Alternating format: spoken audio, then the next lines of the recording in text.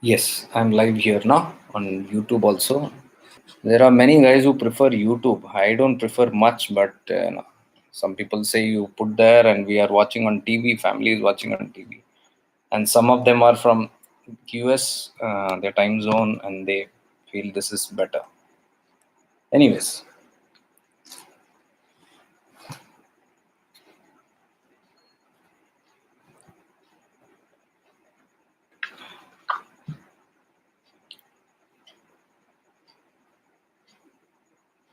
I'm just fixing up these things. Okay, I'm done. So I'll get on to your questions, whatever is coming. First, I'll take whatever is there on Facebook, and then I'll come back to this. तुम चाहते क्या हो? गुरुदेव ने बहुत बार emphasise किया हुआ है. It looks very simple, but in depth want to know. Another person says, how do you stabilize on awareness finally from the Dwat teachings of Babaji to the general Lord? Yes, that can be done, but I am looking for a specific teaching so that we can focus on that teaching every Thursday. So it will be like, you're going very, very deep with everything. We are not jumbling up everything. We're going one at a time. There is a Papaji's post on Mystic Guru about grace. Can you explain more about grace? No. We are talking here about my master's teaching today. So we are just sticking on to that topic. So those who know my master, that's fine. They can just take, and even those who do not know my master, they can definitely benefit from this.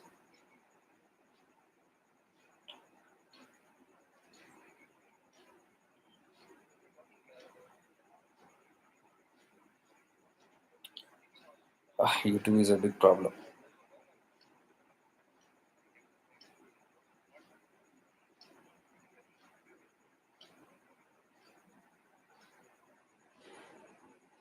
Okay, somebody said, "Tum chate ho." This is the only one that I can pinpoint directly on the teachings of my master. Okay, let's get on to that.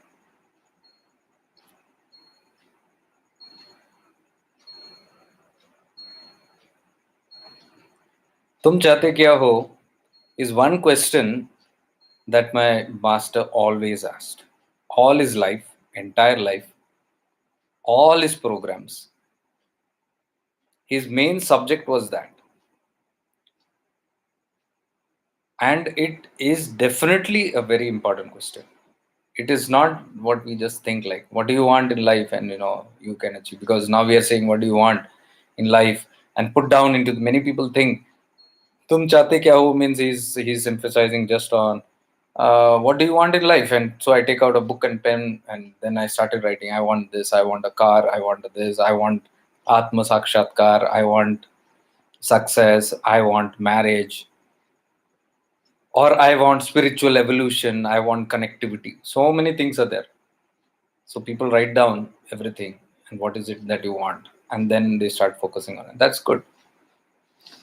But what he was trying to convey all this time, "Tum chate kya ho?" What is it that you want from life? Is everything will begin afterwards.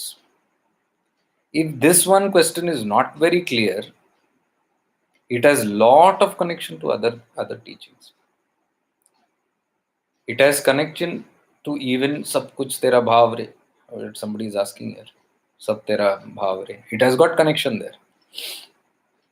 Because, like, for example, the first question that I asked here, coming on this live session, is, "Tum chahte kya? What is it that you want from this life?" I'm asking.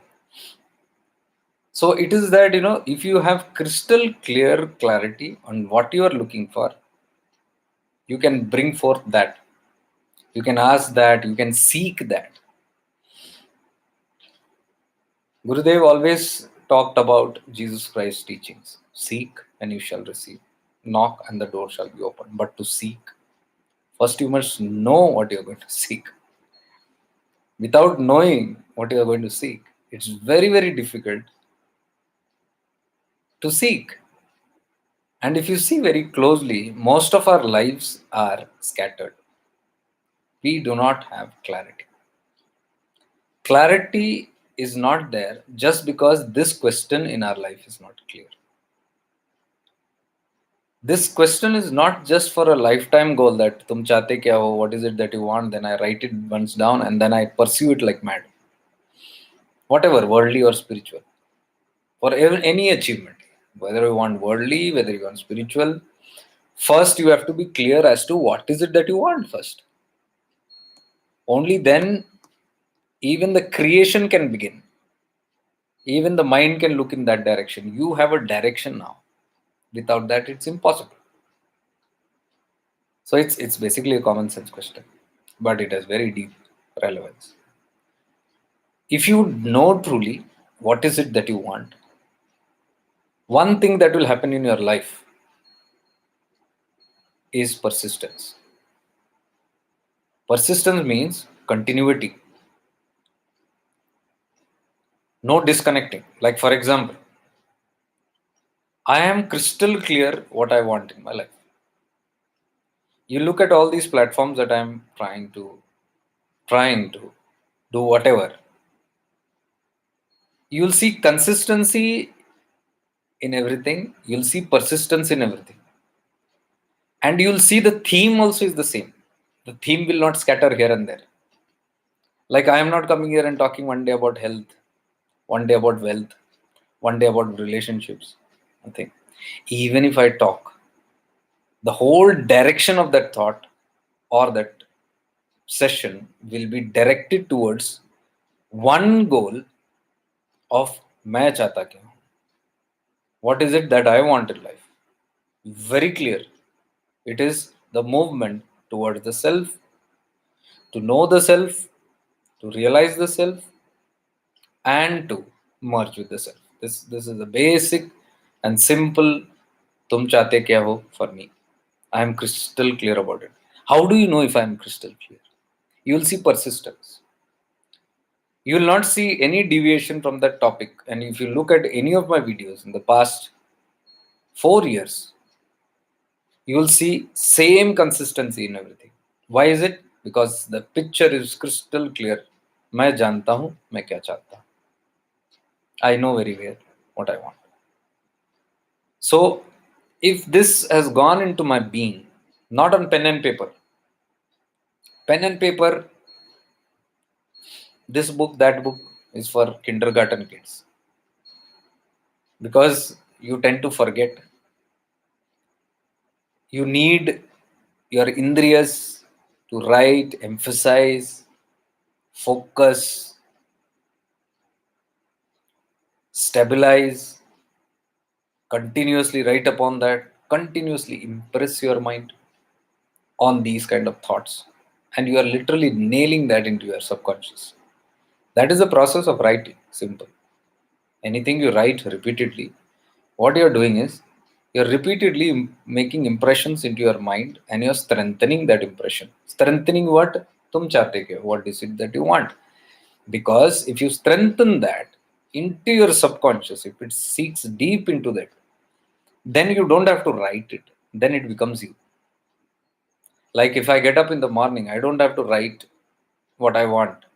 These are my goals. I want to write it. It comes from my being. Why? Because it has sunk very deep, very, very deep into the subconscious. So any subject that you take in life, whatever is that what you're seeking, you have to be crystal clear about it. Once you're crystal clear about it, then the seeking begins. हमारा उल्टा है. In our case, the seeking begins first and then we do not know what we are seeking. Most of the time, if you see, we do not even know where we are heading. It is just scrambled. Going on the path of spirituality, we think we are going in one direction. Not necessary. Like, if you do not have a crystal clear goal, even in spirituality, it's needed. You will end up doing anything and everything in spirituality.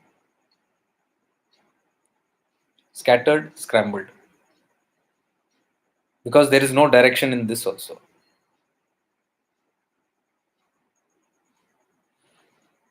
Like I said in my case here, this is spirituality. But in spirituality also there is many directions,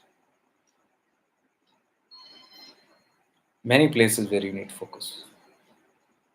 So that is why I say repeatedly, even if you're writing your goals down again and again as to what is it that you want, you write down all your worldly desires, because that is you are seeking fulfillment. That's fine, fantastic. You have taken human life to fulfill that, but you have also taken human life to fulfill something more than that. You have not taken human life only for this mundane fulfillments of the worldly.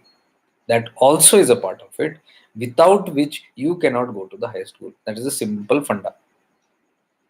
That is why he always said, write down what you want and start seeking it and materialize it in your life. Because if you don't finish with that, you cannot do a higher seeking, because you will be stuck here.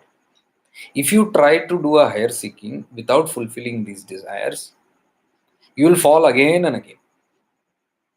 On book and pen, you might write self realization, but in practical life, you will be running behind girls, boys, cars, houses, wealth, name, title, status, estates,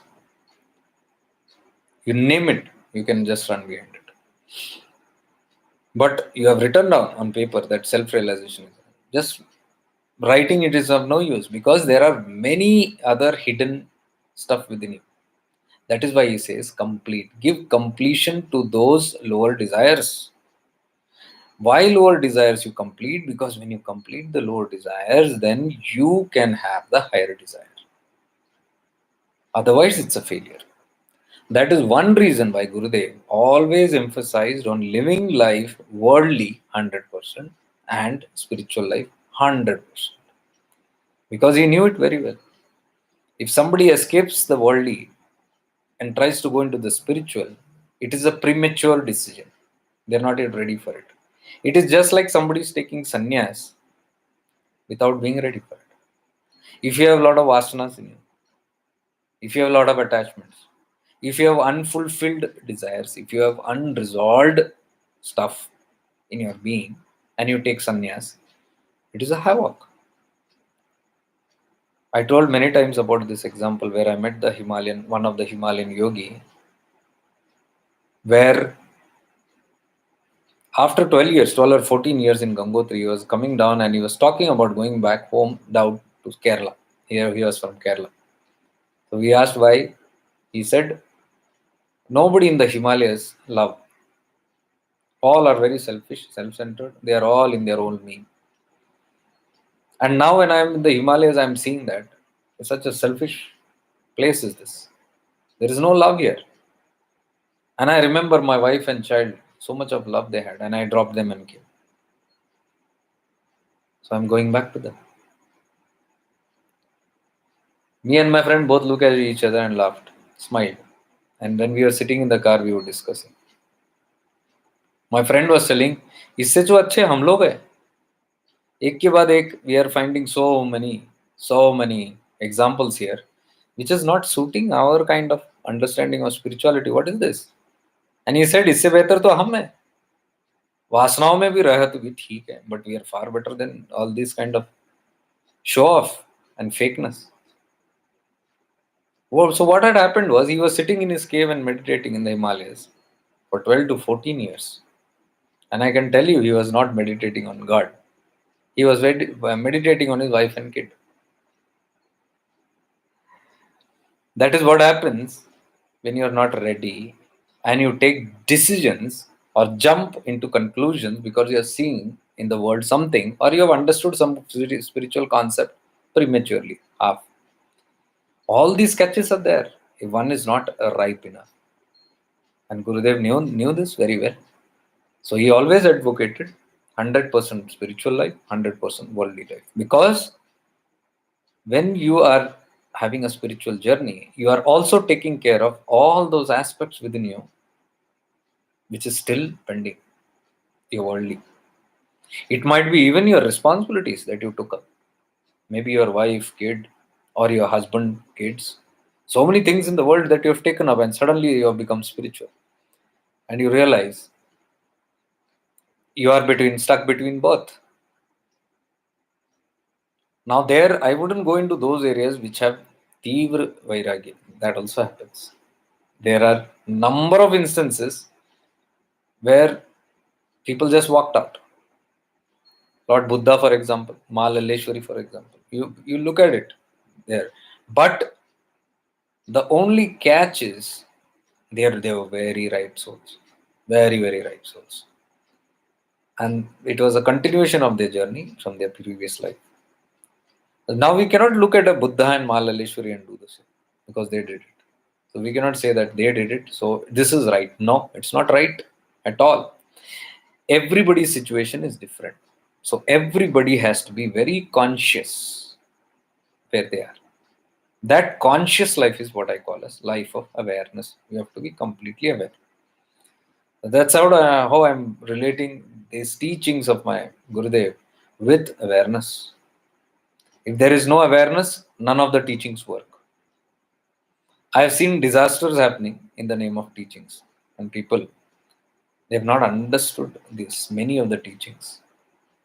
So what grossly appears, you can take that and you can mold it and use it for your own benefit. Sometimes even vasanas can manipulate those teachings and justify it. It's a dangerous stuff. That is why I speak so much about awareness. You have to be very conscious. You be aware, you be conscious, and then you follow any path, do any sadhanas, any methods, any teachings, any reading, any scripture you read, anything you meditate upon, it will have quality. Because now it is all coming from the depth of your soul. Otherwise, it will come from the depth of your manas mind. And what is there in the mind? All the vasanas, all the tendencies, all those patterns, those karmas, sanskaras, whatever you call it, all that is lying there. And that will influence your mind. So any decision, anything that you see through your mind, any teachings also, if you see through your mind ego, it can turn into even disaster. So outside it may look the teaching is safe, but inside you might be proceeding in the wrong direction. Consciousness, this awareness will protect you all the time. So the basic need of fulfilling this worldly desire, simultaneously having your spiritual experience or spiritual journey, is what he always emphasized on. Because in that case, what will happen? You are not having an excuse. Ki I have worldly responsibilities, so spirituality can stay there, and then you get lost in your worldly responsibilities because you call it your dharma, and by the time you know you are sunk into it totally because you don't have a foundation, you don't have a spiritual cord connection there. That spirituality will ground you, it will keep you connected to the divine, it will keep you connected to the higher cause, and at the same time you can fulfill each and every duty of yours. So what he's saying is yogastha kuru karmani is all connected with tum chate kya only hai. Yogastha kuru karmani, yogastha kuru karmani means always being in the state of connectedness with the higher power. That higher power can be the Guru Tattva or the Param Tattva, whichever, but higher power. Constantly connected. When you are constantly connected, you have a firm grip on life. You will not lose yourself to samsara or maya. You will not get lost into it. Because that connection will keep you floating, and that worldly responsibility you can continue doing it very safely. But the worldly responsibility you are supposed to transcend eventually. Whatever those desires, everything, fulfillment, but not staying stuck. Now, the spiritual cord which is there, that will not allow you to get stuck in it or fall down or go too deep, vashibhut hoke uske andar. Literally lost in those kamana, desires. Spiritual grip will keep you connected. But the only catch is the connection where we miss is the spiritual connection is not 24 by 7. It is only when we are doing meditation. That is a very poor connection because 1 hour you might meditate, but 23 hours you might be disconnected and you can get lost in samsara. So he said balance 100% both. When you have 100% both, then you are constantly connected, and it's the same teaching what I am relating to awareness. When you are in awareness 24 by 7, you are a spiritual being connected properly. Then you do anything in this world, you are unaffected. If you live as a Jivan Mukta, a free person, liberated person, while in the Jagrita Avastha only, then it is very easy for you to fulfill the worldly stuff and even glide through the world. One is missing, either one is missing, you can get lost.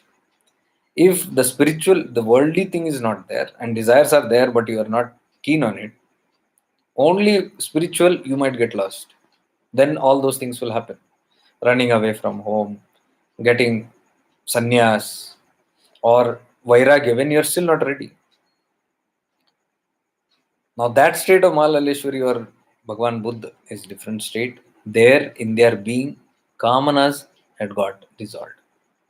I'm not talking about that. I'm talking about us where kamanas are still there, and we just know philosophically that to attain God, that is important, and rest all can is not much important, because I'm looking at many other saints who have taken complete shelter in God without. Now, please understand, all those Mahatmas, Mahapurushas, male and female saints, all of them, they had very naturally dissolved their calmness. So it was in that final state when it was an automatic dispassion, automatic detachment. They didn't do it, it happened to them. So the whole journey here also, that it should happen to you. How will it happen? With this proper balance. To have this proper balance, proper seeking, you must know what is it that you want. If you do not know what is it that you want in the worldly terms and in the spiritual terms, you can haphazardly walk the path,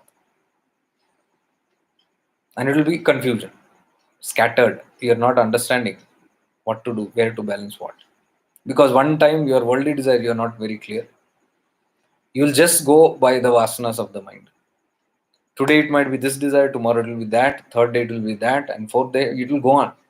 By the time you know, you're just lost and you don't know what you want really. Most of the time it's the ye bhi nahi, wo bhi nahi. Nothing is coming my hand. Same way in the spiritual thing also, I said, you have to be very, very specific on what you want, even in spirituality. Are you just wanting some experience? Are you just wanting a purified mind? Are you just wanting a clear channels for your spiritual evolution? Or are you seeking final liberation from the cycle of birth and death? Everything should be very, very clear. Or is it that I can wait for another 5 janmas? I just want to be connected on the path. That also will be granted. If one has more desires and they say, no, I don't want immediate liberation, who can stop you? What you seek is what you get. But it should be clear. That also should be clear. So, clarity on this path, very, very crystal clear clarity, will give you a steady growth, but a sure shot growth. Sure shot. And eventually, what will happen is you will be seeing the milestones, because now you know the direction where you're going. So you can see the milestones also, and you can say, and you can understand, okay, I'm moving ahead, I'm passing these milestones, and those signs and symptoms are coming to me, and that will inspire you more. If this is not there, you will just be going, but you don't know where. You will just be doing your meditation every single day, but you don't know why, what is happening, how long it is going to, you're going to do that, because you don't know. There is no deadline for it. You just know you got to meditate all the time. That's good enough. But milestones will come. 100% will come. But that milestones will again come if you have crystal clear clarity. For that, it is known that he said, note down everything that you want. Very crystal clear. And have that intensity. Write it every single day until it seeps into your subconscious, into your DNA, and then one day you don't need it. One day you are just automatically working in that direction. You get up in the morning, that is there in your mind and within your soul. You sleep, you go to sleep with it. You are waking and you're living in the world and you have it in your mind. When you have it 24 by 7 in your mind, it is a state of having good awareness. It is a state of being automatically reminded. It is a state of not losing connection with your higher purpose of life. As simple as that. So the seeking, for the seeking is very important. Now we can anytime say that what is there to seek in this? If we have taken a human birth and if we are come to a spiritual master, then it's obvious I want spiritual growth. Not necessary. Your conscious mind might be saying something, your subconscious will be saying something. So many times there are confusions. Conscious mind will say something, subconsciously you will be saying something. Many times you listen to your conscious mind and write it down, but deeply, subconsciously, you don't want that. Outside, you might say mukti, mukti, mukti, mukti, mukti. But inside your subconscious mind, it might be bhukti, bhukti, yukti, yukti, yukti. It might be bhukti completely. Bhog. But outside, you have asked it because you don't want anything less. We are people who will never compromise. Status का मामला है, ask for the highest पूछे तो सबसे ज्यादा पूछे, सबसे ज्यादा ले ले. ओपन से सेम, खुल जा SIM SIM. If you go inside, if that person goes inside, what does he try to do? He wants to grab everything because now he has everything in front. So same when the master asks, what is that you want? You want to expand and say everything, whatever झोली में जितना जो भी है सब दे दो. And the highest that he can give, when the master says the highest that I can give is self-realization. तो वो कौन छोड़ेगा? वो भी दे दो झोली में. So consciously you are saying, okay, I want that because everybody is talking about it, the master is talking about it, so I want it. But subconsciously there is no interest in salvation. Subconsciously it needs something else. But now because I have to stay in this boat, I have to stay in this zone of society where everybody should be there, I might ask for that. But not necessarily, subconsciously I might be doing something very much opposite to that direction because I'm still in the vasanas. So there you can see there is no crystal clear clarity of तुम चाहते क्या हो. ऐसे ही मैंने लिख दिया. Most of them I've seen ऐसे ही लिखा हुआ है. लिखा हुआ है याद भी नहीं रहेगा. That is another thing. Because most feel it is just a one time business. You just write it once and then you forget it. And then you keep scribbling it again and again, the same thing. No, every day it might change. Every day those things might change. So you will have to reconstruct, recheck at all times. For that, you need this intensity of tum chahte kya ho. This should be there at all times.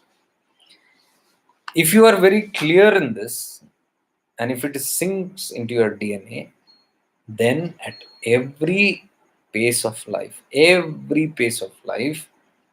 your DNA, your inner being will remind you what you want. So even if you're moving away from the track, from inside, that voice will tell you, no, this is what you want. That I don't want that. This is what you want. Mean tum chahte kya ho? I want this. So anything else you turn towards, even unknowingly, from your inner being, it will come. ये तो तुम नहीं चाहते हो. तुम्हारा चाहना इधर है. It will fix you here. That is what is called deeply knowing tum chahte kya ho. Many times when people approach Gurudev and they were asking for something, he used to just remind them, tum chahte kya ho? What is it that you want? Like people used to go in front of him and say, my people, home people are fighting. My in-laws are fighting. My family is fighting. They're not doing this. They're not doing that. I am troubled. I am troubled. And they go on blah, blah, blah. And he will just ask, what is it that you want? Tum chahte kya ho? Come to the point. तुम जो भी बता रहे हो, whatever you are talking is what you don't want. You are emphasizing all that you don't want all the time. And when you think all day long, when you energize that and when you are vibrating on that level of what you do not want, you are simply unconsciously creating it. And the more you create, the more you are stuck in it and the more you are crying. So he used to give sudden nudges and reminders as to what is it that you want. Forget all those other things. What is it immediately? And suddenly that person used to, oh, okay, oh, I don't, I was wanting that day. Is that what you want? Is that what you seek? No, no. Then the person will think again. No, I want peace of mind. Yes, that's the point. You focus on peace of mind. I want happiness. I want love from them. Oh, I want support and care from them. Okay. Now you are talking, you would say. Now focus on that. Come to that area and be in that space, live in that space of what you want. Think of that, behave that way, feel that way, do everything that way. And then what will happen? Your vibes, you are resonating with that frequency. And then what will happen is that frequency you are going to emit out, and all those people also are eventually going to settle down into that. But for that, you have to be persistent. It's not that one day you want peace and love and comfort and happiness and support and care from them, and the other day you are mood off and you are again criticizing them, you come down again, and then third day you remember again. This is going to be that wavy pattern, and it's not going to bring that result, because they are also, their energies also will be fluctuating all the time. Now who can be very consistent and only seek love, care, support, all this kind of energy, who knows tum chahte kya ho? This is what I want. So that person is all the time reminded, this is what I want. And if they move in that area which they do not want, immediately their inner being will tell them, no, that is not what you want. You want that kind of a result? No, immediately. What is it that you want? You come back here. So all the time this person is very persistent in what they want, only when they know tum chahte kya ho. Deeply, deep within. So it's the same thing. Whatever we are walking in, every path you see, every way where you go, you'll see that if you do not have crystal clear clarity on what you want, it's very difficult. And again, tum chahte kya ho comes with through your viveka. Tum chahte kya ho is not a mind activity, mind you. It begins with the mind, but the power of discrimination is your viveka. Buddhi is actually working on that. Your intellect zone, that is tum chahte kya ho. Because when you are even writing, see, your buddhi activates, and then you are seeing, okay, I want this, I don't want that, I want this, this is correct, I want this is truth, I want this is real, I want this is not truth, this is unreal, this is not right, I don't want this. Power of discrimination is happening while you're scanning through it. And what you want, what is right only, your viveka will tell you, and you're doing that. And whenever you think of tum chahte kya ho, the viveka is acting, not the mind. So in this case, what you're doing is you're sharpening your buddhi all the time. And if you have a sharpened buddhi, it is very easy to remember and absorb tum chahte kya ho. What is a sharpened buddhi? The intellect, power of discrimination. That comes with awareness. I've told this many times. The only way you can sharpen your buddhi is through awareness, because awareness means the right frame of mind and intellect to decide what is right and what is wrong. All the time. Awareness will all the time tell you this is correct, this is wrong, this is correct, this is wrong. Every time we choose, any choosing that you do, he always said, you have the power to choose. I can only tell you this is good, this is good. But you choose.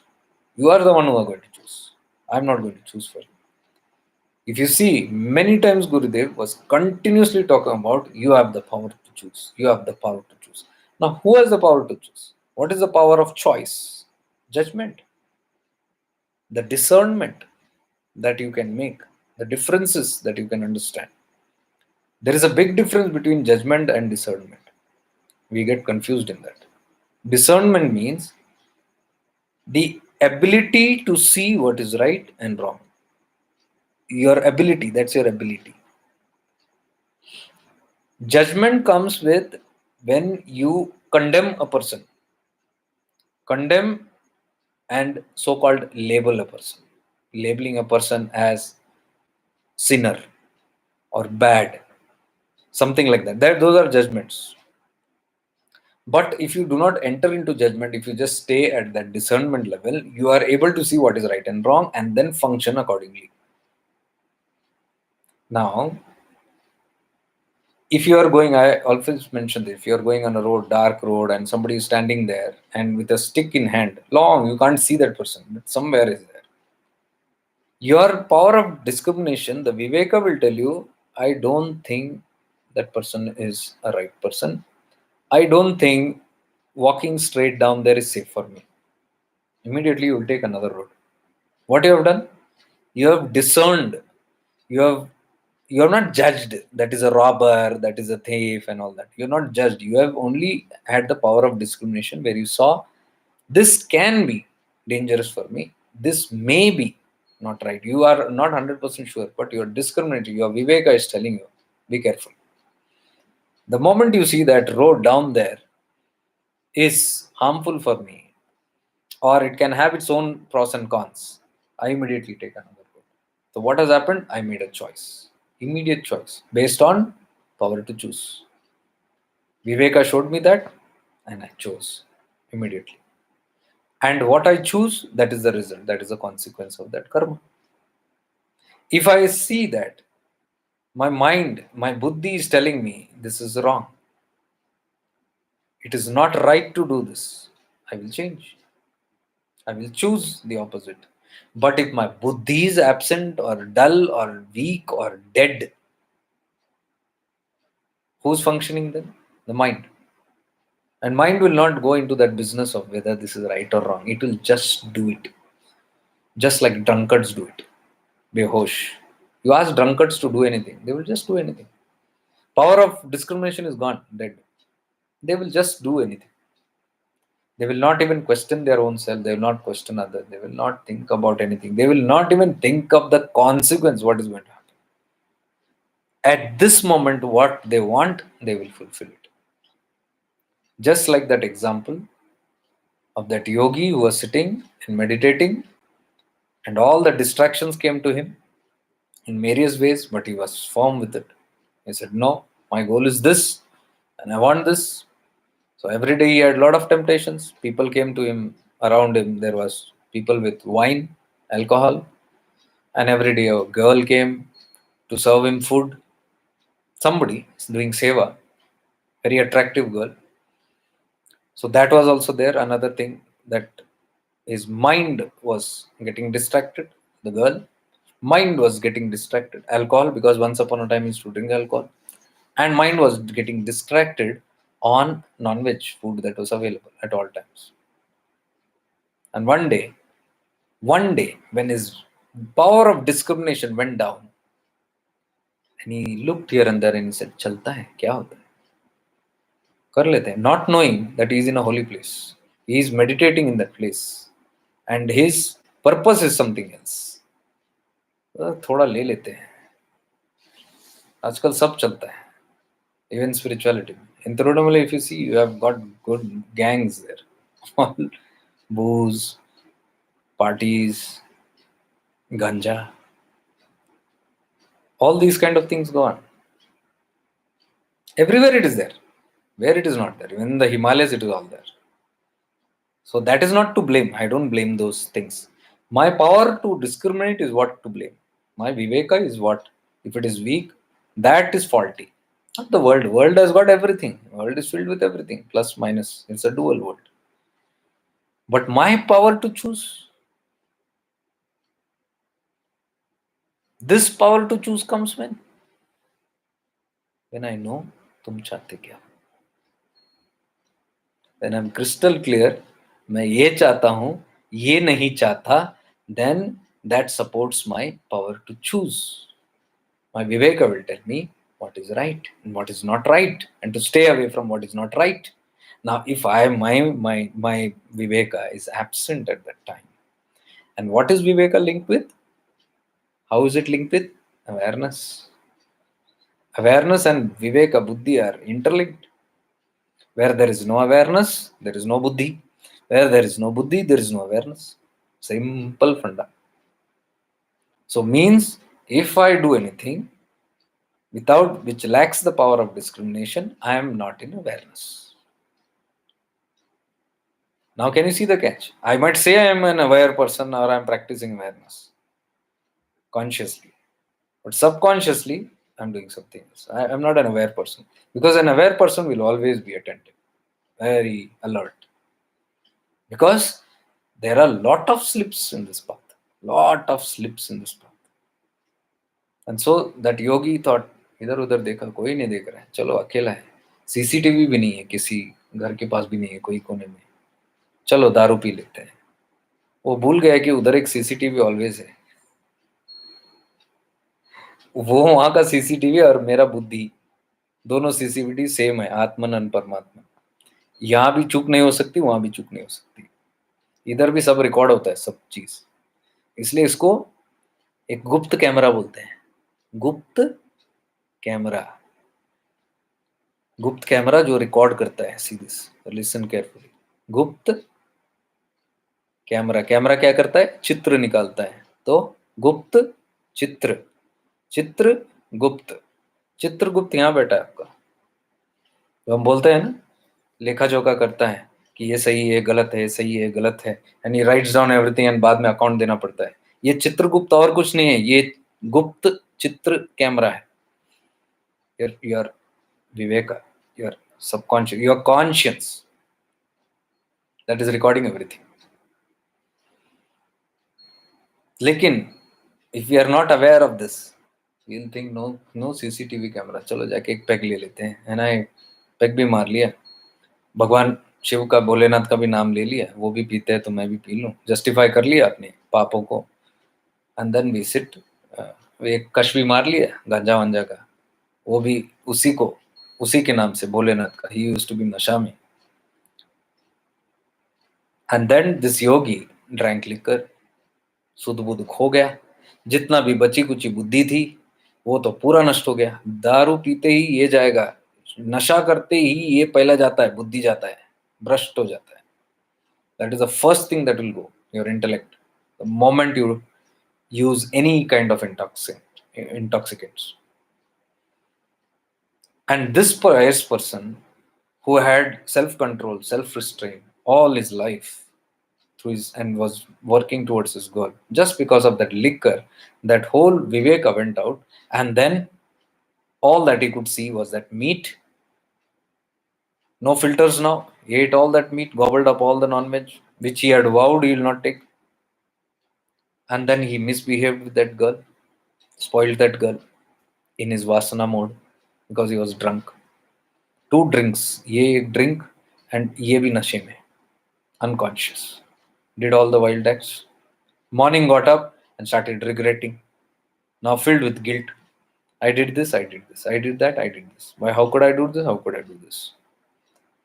For such people who even have that guilt, guilt is nothing but a protector. Guilt will tell you don't do it again. That's all. That's the work of the guilt. So guilt is good. It's good to have guilt. It will just come and tell you, be careful. That's all. Don't slip. But if my ego is very strong, then I go into a self-victimized mode. I have been victimized. I am going through this phase. Life is treating me bad. This happened through my hands. How could I do it? You know, these are very hidden things, very deep. You say, the question of the ego is, how could I do this thing? ये मेरे हाथ से कैसे हो गई? That मैं is so strong कि it's a perfect me, and how could this blunder happen to me? Whereas the guilt is what? It's just telling, okay, you fall down, get up, don't make it again. That's all. That's all the guilt is all about. That system that God has fit in is only for that. But now, how can I do this? ये मेरे हाथों से कैसे हुआ? और कोई हुआ तो चलता था. How could I do that? Not ego. The person remains stuck forever. Nobody can save that person. My Gurudev always told, hold anything that you want, but don't hold guilt. Never hold guilt, because this is what guilt can do. It can drown a person. And where is that guilt coming? It's coming from ego. These are all very deep. If you interrelate, you will understand. And this is spirituality about this. This is to study this. Spirituality means experimenting with life. This And you will have falls, you will have walking ups, all those things will be there. It's not that if you are doing mantra japa, if you are doing tapas, if you are doing great uh, meditation or being in awareness or something, you are not going to miss and fall. You are going to fall, because that fall will tell you where you are lacking and how much is there in the journey, what all you need to take care of. That's all that guilt is doing, that system is doing to you. So one mode is, I feel guilty, and my whole life I curse myself and I blame myself and I don't forgive myself. I can't forgive myself. Why I can't forgive myself? Now you see this catch. That is what I'm doing this program on Sunday. These are all the catches that we have. Why am I not? Why we don't we forgive others? Tell me. Why I can't forgive that person? What? My ego. Can you see? Ego is very strong. It doesn't want to leave.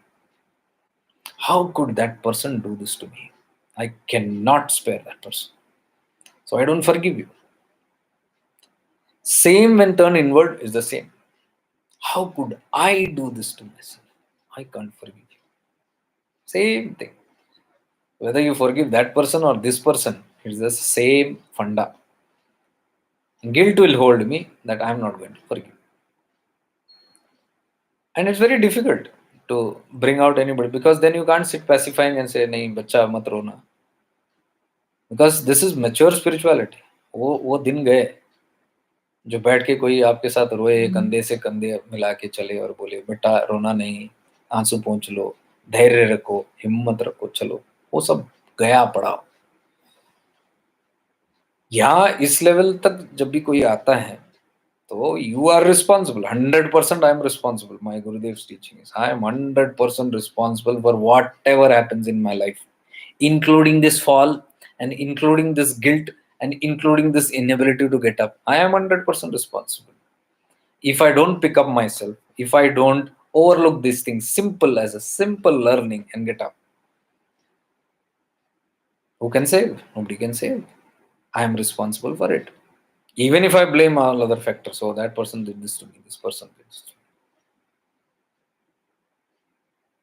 Everybody is doing their job. Everybody is doing their job. What they are supposed to do according to their karma, they are doing. And they will do. I am also supposed to do according to my karma, what I am supposed to do. I cannot wait for somebody else to come and pacify me. That is all kiddish spirituality. मतलब अभी तक उन सब चीजों रूठने मनाने उससे सब उठे नहीं है। यहाँ रूठने वाला कोई नहीं, मनाने वाला कोई नहीं। दर्द भी लगे, ठोकर भी लगे, खुद ही उठ के खुद ही मलहम लगाना है। That is independence.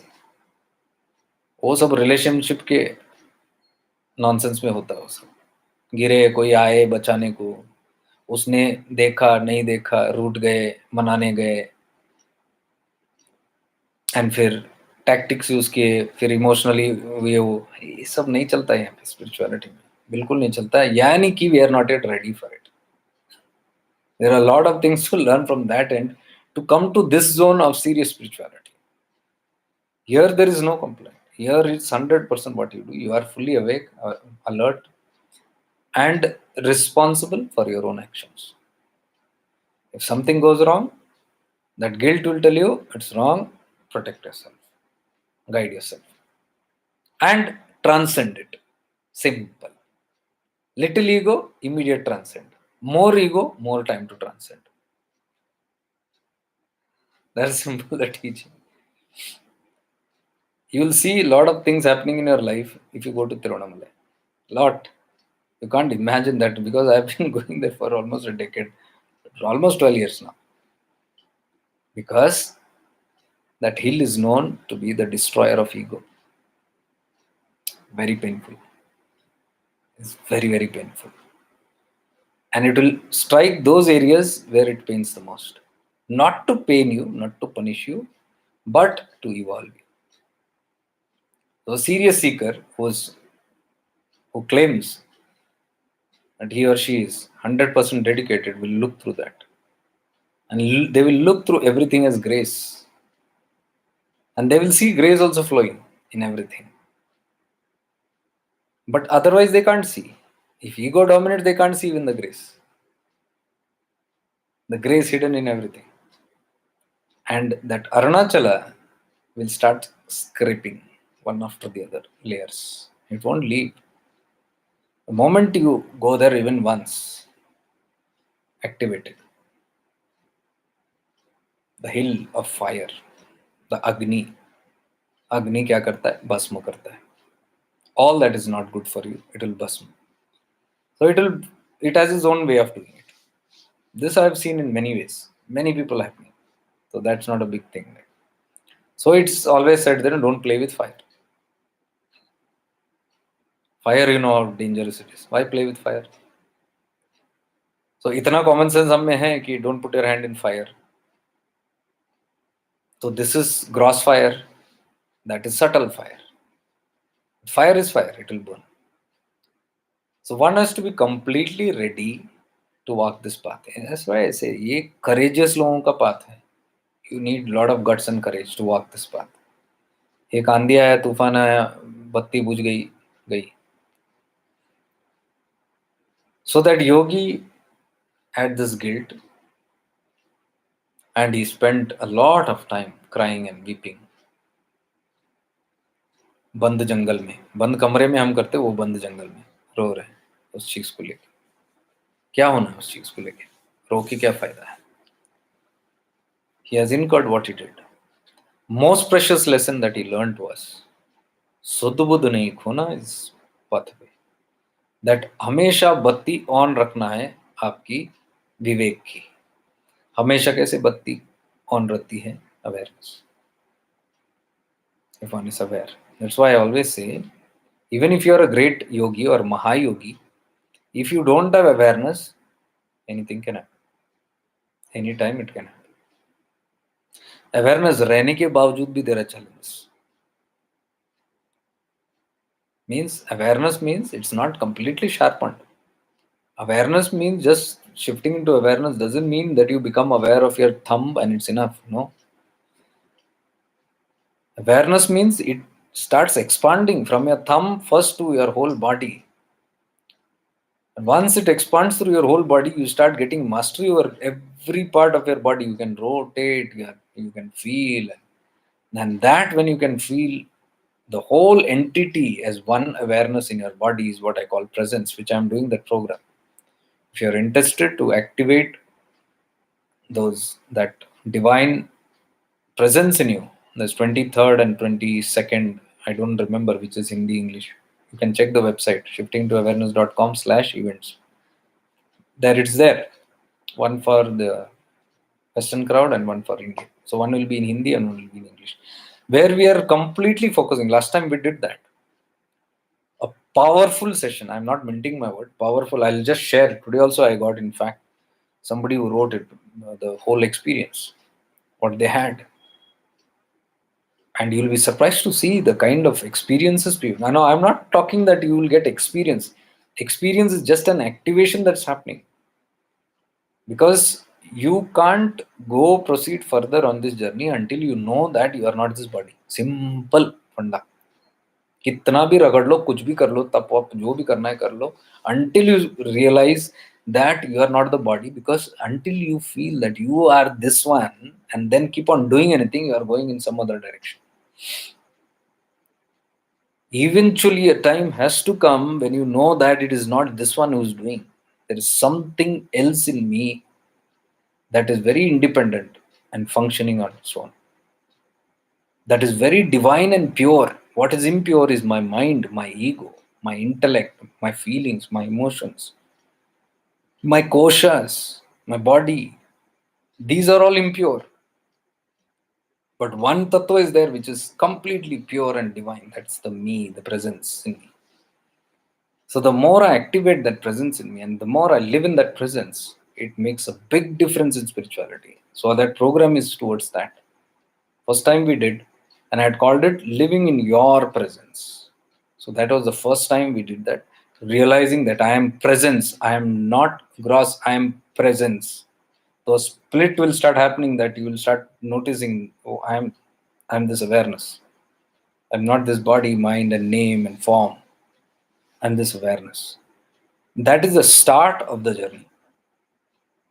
and that leads you further into expansion of awareness. First you are activated in your body, then your that awareness moves out, it scans through everything around, it keeps on expanding everywhere, and wherever you throw your awareness, you are having consciousness of that place, the whole thing. So if you are able to feel your lungs, if you're able to feel your liver, your stomach fully in its entirety, clearly, you can perceive it. You can see the energy moving there. You can, as though a hand is touching that. Literally, that kind of awareness, if you can develop throughout your body, same perception will begin wherever you throw your awareness, even on the subtle area. And these are all deeper secrets, which I will reveal only in these programs, because you got to be ready for that, those things. And until one is in the mundane, stuck in the mundane planes of existence, these things will not happen. Your पकड़ आपकी छूटनी चाहिए ये दुनियादारी से, संसार से. And more of investment should go into that Sukshma Jagat. Then only that journey will go further. So there we cannot talk, oh, I am both worlds, both worlds. That is only till one level. दोनों चलना. You cannot go for salvation mukti with both. I have told this repeatedly many times. Chidakasha Gita also talks about it. Vairagya Shatakam talks about it. Viveka Chudamani is one document. Adi Shankaracharya's, one of the most powerful Advaita books and one of the most powerful in the Seeker's journey. Viveka Chudamani. See the name, Viveka. Viveka Chudamani is nothing but based completely on your buddhi and discrimination. Complete scripture. It will completely give you details on that. So this shows how important it is. Chidakasha Gita is only talking about discrimination. And what we are talking on today, Gurudev's words only. Tum chate kya ho? And from there, the power to choose. Because if you know tum chate kya ho, you know what to choose. If you don't know tum chate kya ho, you don't know what to choose. That is why you will end up in all these troubles. You have not chosen that goal very well. So one is Vishwamitra, who fell from there. All that incident everybody knows, and everybody criticizes him also. Oh, Vishwamitra gir gaya, Vishwamitra gir. But do we know what a big tapas he was? Nobody talks of the 1,000 years of tapas that he did and overcome everything. That nobody talks. He fell, everybody will talk. Why? Because Vishwamitra was a great rishi. His power of discrimination was very sharp. Even if it was dull for a moment, even if he fell, immediately he got up. And that is what guilt does. Guilt will warn you, you have fallen, no more again. But if a person falls, gets up, again falls, gets up, again falls, every day, for weeks, for months, for years, doing the same stuff, that is something else. That is not the stature of Vishwamitra, what I am talking. That is blunder one is doing, and very consciously that person is doing. So the person might say, no, I am doing it unknowingly, I have done it. No, full knowingly this is.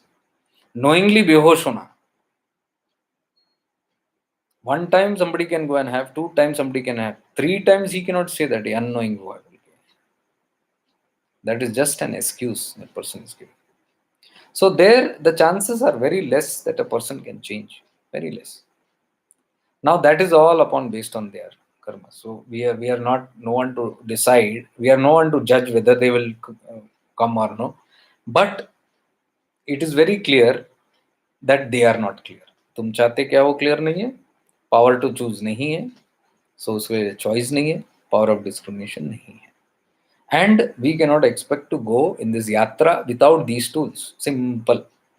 I told you it is all good for the kindergarten novices. In the start, you play with all this, you experiment, you fall, you experiment, all that good. Till a certain extent, good. But if you are moving towards salvation, this is a blunder. This nonsense cannot be told again and again. So we are only believing that we are on the path of salvation, but we are doing all the kindergarten stuff. That means we are not in the salvation mode, but we are in that kindergarten stuff. The glamour spirituality. This is practical spirituality, what I'm saying. Glamour spirituality is getting drowned in glamour. You are very much glamorous. You still think glamour is everything. You're still focused on the clothes that you wear, how you present yourself, how you should look. Who's there to look at you? In holy places, who's there to look at you? Do you go to Tirth Yatra with high heels and or mini skirts and all that? And people go there, but they are not going for pilgrimage. They are going for something else. That's another story.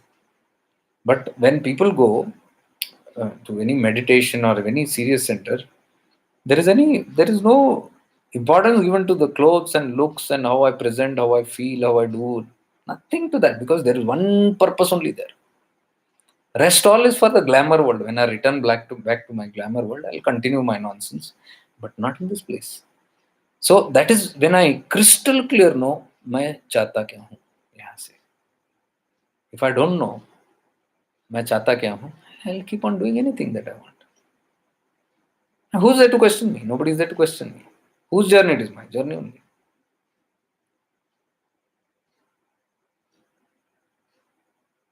So these kind of ignorance also does happen. Now it's very, very difficult, because I used to have my friends when many years back. And we are a group of friends. We used to go to many places, Tirunamalai, Kanyaga. Eventually, everything dropped out one by one, one by one. Then I said, this group ka is of no use. It is not going to take anybody anywhere, because you cannot make others do what you want to do. मैं चाहता क्या हूँ, if I am clear I will work on that. वो चाहते क्या है, सब लोग इंडिविजुअली अगर क्लियर है तो नाउ कौन क्लियर है कौन क्लियर नहीं, God knows. And because I want company, I keep on stirring everybody. मैं ये चाहता हूँ, चलो, it's very difficult. That is why you see all the monks, they choose alone, they walk alone, and that is why I walk alone. I'm very happy with it. No conditions attached. I am responsible for my life. I am not responsible for anybody else's life. And nobody is responsible for my life. We are all responsible for each other. ये intermingling जो group activities are very dangerous. Community activities. Because each are clinging on to each other. आसमान से गिरा खजूर में अटका. And what is the journey? Independence. Nobody wants independence. Now the people who are connected with me also, they give explanations to me. I don't know why are you giving explanations to me? Am I keeping a track record of everybody? No, that's none of my business. कौन क्या कर रहा है, किधर कितना, and where have you reached, where have you not reached. I'm not concerned about anything that we all have to individually take responsibility of. But we expect that kind of behavior because our habit is clinging. We want always somebody to cling on to. And that is what makes us handicapped. That will not help us go ahead. Independence is completely taking independence. Nobody is responsible and you are not answerable to anybody. Simple. Simple, straight funda. You are not answerable to anybody. And I'm talking about like-minded frequency. That I'm not saying that उसमें एक शराब पीने वाला है और शराब P ले और बोले I'm not answerable to anybody. ये तू कौन पूछने? Not talking about that. That also happened. Previously it happened. A lot of things. I was in Goa once and I saw one guy was full tight. And he was doing Srividya. And Goa रोज जाके रात को लेके आता था और room में भी पीता था. I was shocked, he was not shocked. ये अपने में चलता है ये सब पर. लो तुम भी एक लो. खतरनाक है sir. So if we get continuously associated with all this सांसारिक nonsense, I call it, ये सब सांसारिक ड्रामा है. You should know if this drama is coming, finish off, get off with it and back to your path, back to your soul seeking, khatam. If you get involved in it, then you victimized in that, and then you want to play a role there, and then you want to answer here, then you want to question here, then you want to ask, then you want to give explanation. No, I don't have time. I don't want to go into all that, because I've seen my Gurudev also. He was not a worldly, too much into the world, but when he was working, he had a lot of problems. ऐसा नहीं है कि problem नहीं है. The more you associate, the more you enter into this worldly work, what my Gurudev was doing, the more, because every type of people are there, and all type of problems, all kind of things. So you are simply entering into that zone, and you are entering to that zone very carefully. So there were all these kind of challenges that were always coming, but he was very strict, very, very strict. Nobody has seen that aspect of. They have only seen stage, he's smiling and love. When they say full of love, we love him because he's full of love. So one एक फटका मिल जाए ना, आदमी भाग जाएगा फिर वहां से, because उनका love means this, कोई फटका ना मारे मेरे को. Everybody's condition is that you be good, you be my guide to Gurudev. they they seeking was, you be my guide, you do everything, but फटका मत मारना, वो मुझे अच्छा नहीं लगता. मेरा कंफर्ट जोन टूट जाता है. मेरा ईगो को हर्ट नहीं करना, मुझे जज नहीं करना. उसको क्या पड़ा है, उनको क्या पड़ा है किसी को जज करना, किसी को ये करना. What business has he has to, and what will he get by judging? It is we people who think like, oh, some big thing is going to happen, because we are in that, stuck in that. That person has nothing to do with judging. That person is only thinking of your good and tell you something. You like it, fine it. If you don't like it, he'll shut up. As simple. If I tell him I don't like what you tell, he will never tell me again. Say, do what you want, your life. Who am I to tell you something? Who am I to keep a track on you? But if I am surrendered to my master, then he will be behind me. The whip I can, and I've got whipped many times in many ways. He was very strict.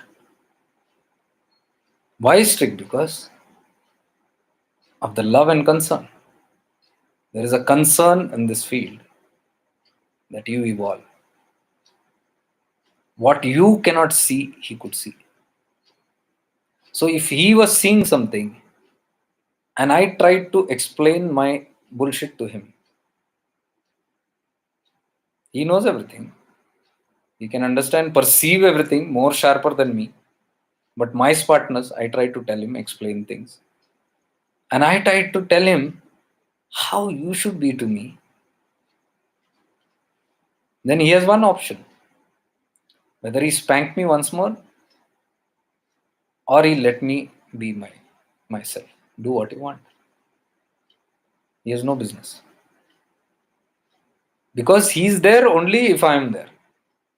If I want guidance, he's there. If I don't want guidance, he's not there. Simple as that. He's not attached to anyone. He doesn't want a disciple. He didn't want chela around him. But I considered him my guru. I consider myself his chela. That's my problem. That has nothing to do with him. So I cannot question him. Oh, you are my guru. How can you judge me?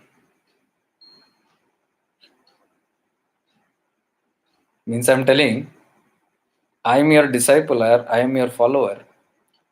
But I have not given you the right to judge me. Okay. Now you should listen what I tell you, and I will teach you how you should teach me.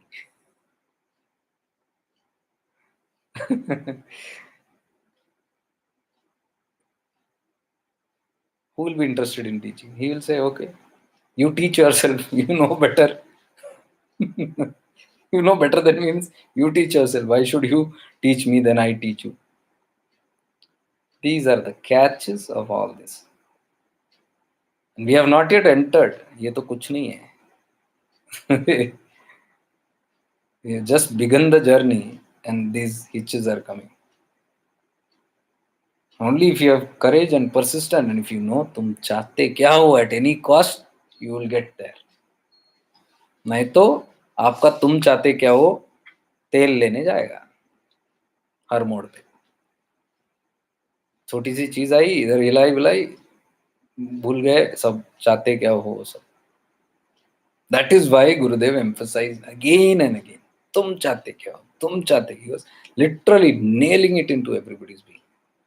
Be crystal clear what you want. Crystal clear. I know what I want crystal clear. That is why I'm walking on that direction. And there is no confusion there. And there is no compromise also there. That's how a seeker should be. See, if you want that, there should be no compromise. मतलब आप delay हो. Today my friend's mother had come here. She was sitting here for 2 hours. She was speaking. My school friend's mother. So she came here. She called me in the morning after many months because I sent her a message. We are having a satsang here on Sunday. Somebody has organized it here, and I was very happy. And that person called me and said, "We want to organize something." I said, "Very well," because just last month I was thinking I'm going around every place, but in this place that I live only there is nothing. And I thought, shall I have it somewhere? But then I thought, who will go into that? Arrangements and all that. And I was in Tirunamalai, I got the call from Josna ji. After almost 18 years, 17, 18 years, she called. And she said, we'll do a satsang here. And if you can come, I have some friends who are like-minded, spiritual. So it's been a long time. And last time we had taken a session was with 20 people, those many years, much before I met my guru also. And my friend's mom was there in that session. So today when I sent that photo of the ninth, we are having a satsang, please come, or if you want, you can get anyone. She just called me and she said, I'm not there, beta, on that day, but I wanted to just speak 10 minutes if you have. I said, go ahead, auntie, what happened? Then she said, I have this the restlessness and strange, I'm feeling this. I said, come for the program. She said, Oi, to main nahi hu na. I said, come later, we are doing it regularly. She said, but right now I'm feeling this and all that. Can you just speak to me for some time? I said, then you do one thing. Right away come here. Have your food and come. She said, it's Hanuman Jayanti today. I have got to go feed people. I said, first you feed yourself, auntie. That God is within you first. You feed yourself first. Take care of yourself first. Then after that, seva meva jo karna hai karo. You're not taking care of yourself. What can you do seva if you're not in a proper state? I said, come here immediately after lunch. And she came. She was sitting here. My mom also was here. So she was telling my mom that I don't know what happened. This guy, 17 years back, he was there in the same satsang, and I was there, and all those problems just vanished. And it was such a traffic kind of a place. It's near a hotel area where buses come. So he said outside there was so much noise, but when we were in that session, 20 minutes we were doing something. I don't know what he was doing and all, but I couldn't hear anything. Peace that I experienced. I said that is what auntie we call today as awareness. So I'm teaching the same thing only. I didn't know that time it was this, but it's the same thing. And that hall which we did was Josnaji's hall. It is a restaurant, big hall, marriage functions and all they give. So they had given me that hall and conducted around 20, 22 people. But that day when I was conducted, I looked on back of me, there was Bhagwan Nityananda's photo. I was saying, wow. I said, Bhagwan Nityananda, where? How are you connected to this? Then Josnaji said, no, we are connected. My grandfather and grandmother were connected to Bhagwan Nityananda in Kerala, Kanjangad. I asked name, she said, Devraj Bhai. I said, that was the first devotee of Bhagwan, one of the first there. And his wife used to take food for Bhagwan to the 43 caves. So is that person? Yeah, I'm the granddaughter of that person. I said, wow, this is Bhagwan's grace. I got connected to you somewhere and I am taking this in this hall. So she came. This time she called me when I was in Tirunamalai and said, we will restart that. I said, okay, you're already Bhagwan's child and it's like a blessing if I Your invitation is like a blessing from there. Said we'll start. So that satsang we are starting, and auntie had come today for that. So she's not. So she sat here for 2 hours, and she was completely blank. She understood a lot of things about this. So what I was telling her also was the same. I told her only one thing, because I don't talk much. I am not interactive with the people here. So that complaint was there in her. Oh, you are a very, very busy person now. You don't talk to anybody. You are in your own world. You can't spare time, even 5 minutes, 10 minutes. You used to come home before. Now you are not coming. I said it's not that way, Andy. It's not at all that way. Only thing, my state of mind has changed now. Now, apart from these talks, I cannot talk anything else. Yeah, how much ever, even if I try, it doesn't happen. And she said, yeah, I noticed that. Whenever I'm talking to your mom, anything about this, you are just silent. I said, yes. I'm talking to you. You are here, sitting here for a reason, but you are distracted talking about something in the world and all that. And whenever you're talking, I'm not correcting you. I'm just doing my work here. Laptop is on here. And when you think you are done with your worldly stuff, when you come back to the topic that you came actually for, तुम चाहते क्या हो? तुम ये चाह रहे थे, लेकिन भूल जा रहे हो. तो तुम भूल रहे हो, मैं नहीं भूला अपना टॉपिक. मैं अपने टॉपिक में मग्न हूँ, अपने सब्जेक्ट में. So when you come back to that subject, I am aligned with you. So I am only talking that tattva with you, which I am interested in. Apart from this, I am not interested in any nonsense. What the world is up to, what your world is up to.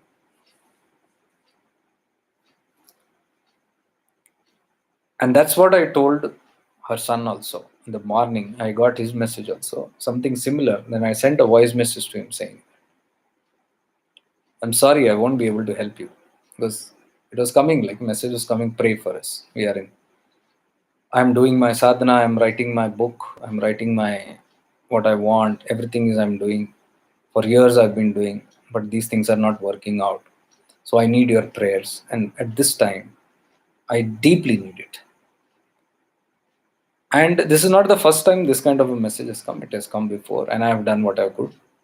But this time, I don't know, I was just compelled to pick up the phone and record a voice message and tell him very, very clearly what you do, your meditation, your writing, and your goals and your prayers are of no use.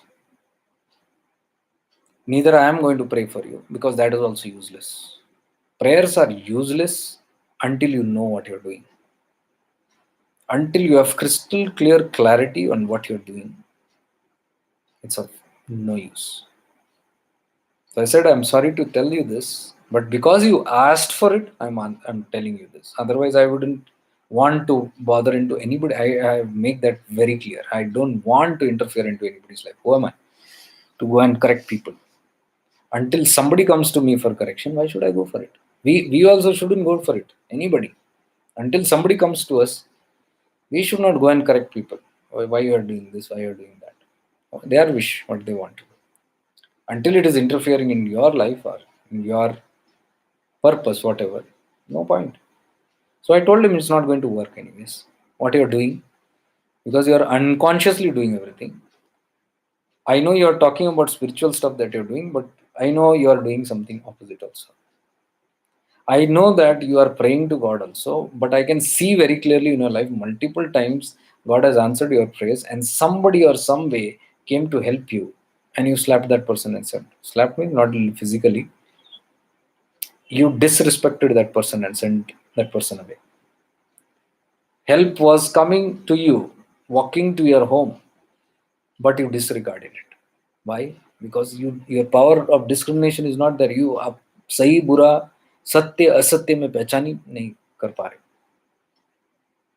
You're lost in your world. So I told him only one thing. Life is not to build and expand your business. Life is not to produce children like cattle. Life is not to run behind this and that all the time. Life is not show off of your status. Life is not building houses and sustaining it and protecting it and holding property. There is something deeper than this. The day you realize this, call for me, I'll be in your seva that time. Otherwise, I'm useless. If these are your priorities in life, and then you get stuck up, you jump into samsara, you dip all your 5, 10 fingers and 10 toes, and then you shout for help, and somebody comes and helps you, and the moment you are out, again you dive back into the pool and then you shout help. It's of no use. You be done with your mundane world. You be done with it one day. And the day you are done with it, you'll see answers coming to you automatically, help coming to you in divine, mysterious ways. Until then, your sadhana, you are writing books and you are reading scriptures and all these things that you're doing, which you're telling, and your prayers going to mandir, keeping vrat, fasting, useless. You can't flatter God by doing all these things.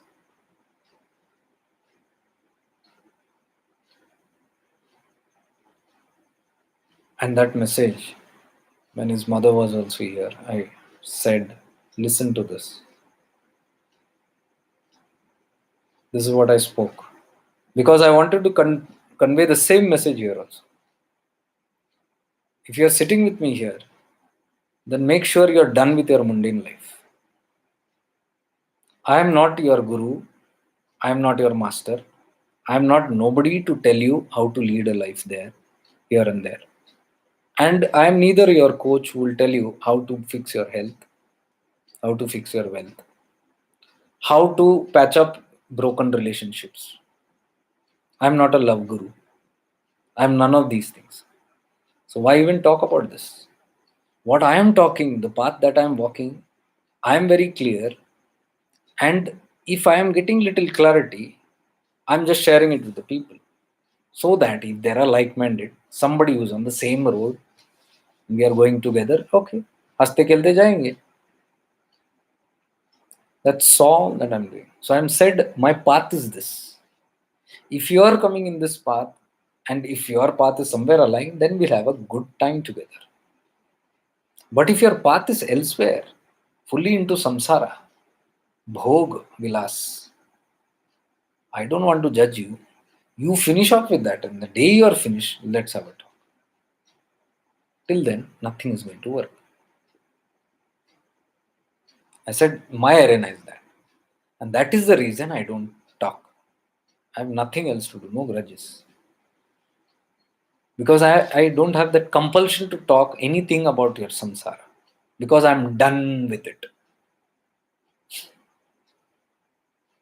My mother didn't like it. She was sitting here and hearing. But I couldn't help it. I thought, okay, indirectly another message was there. So she could relate with it. She sat for 2 hours. She said, no, this is what I want. You tell me now how to get out of this. I've had enough. I said, then you don't need anybody to tell you. If you have had enough, you will automatically boomerang from there. Mark my words, it will happen. It is only when people are fed up with samsara, they can talk or think of salvation or mukti. Being in the samsara, it is just a wishy, goody goody wish. Wishy washy नहीं होता यहाँ पे. So that is what this whole subject is all about. These platforms are about. It's only serious. Even the retreats that I carry, it's all about that. No other interest in anything else. But still, people find some way. Consultations I had cancelled. Again, I got one or two and said, you have to do it. And it was again about the mundane world. But then I was seeing a sincere seeking to get out of that mundane world, stuck in it. Then I said, okay, we can talk something. Because if I talk something, it will make sense to you. It will give that desire, inspiration to get out of it. Because you'll see that it's painful. Samsara doesn't give me permanent happiness, contentment, peace. It may give me pleasure, momentary happiness, but again it will be snatched away from me. And to retain that and maintain that, I will keep running again and again like a blind fool. That is why Adi Shankaracharya said, Moodamate, O fool, Bhaja Govindam, Bhaja Govindam, Bhaja Govindam,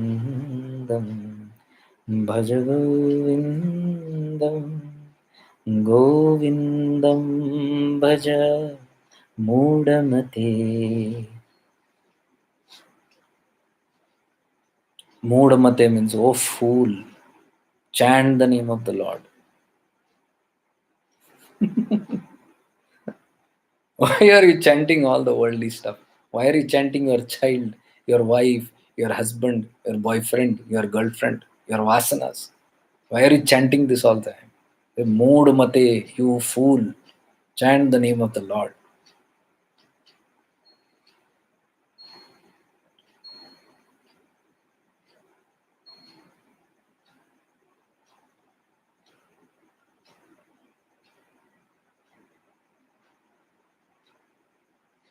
So those who have clarity on this path, on what should they be chanting? You shouldn't be even chanting your miseries, your grumblings, your downfall, your shortcomings.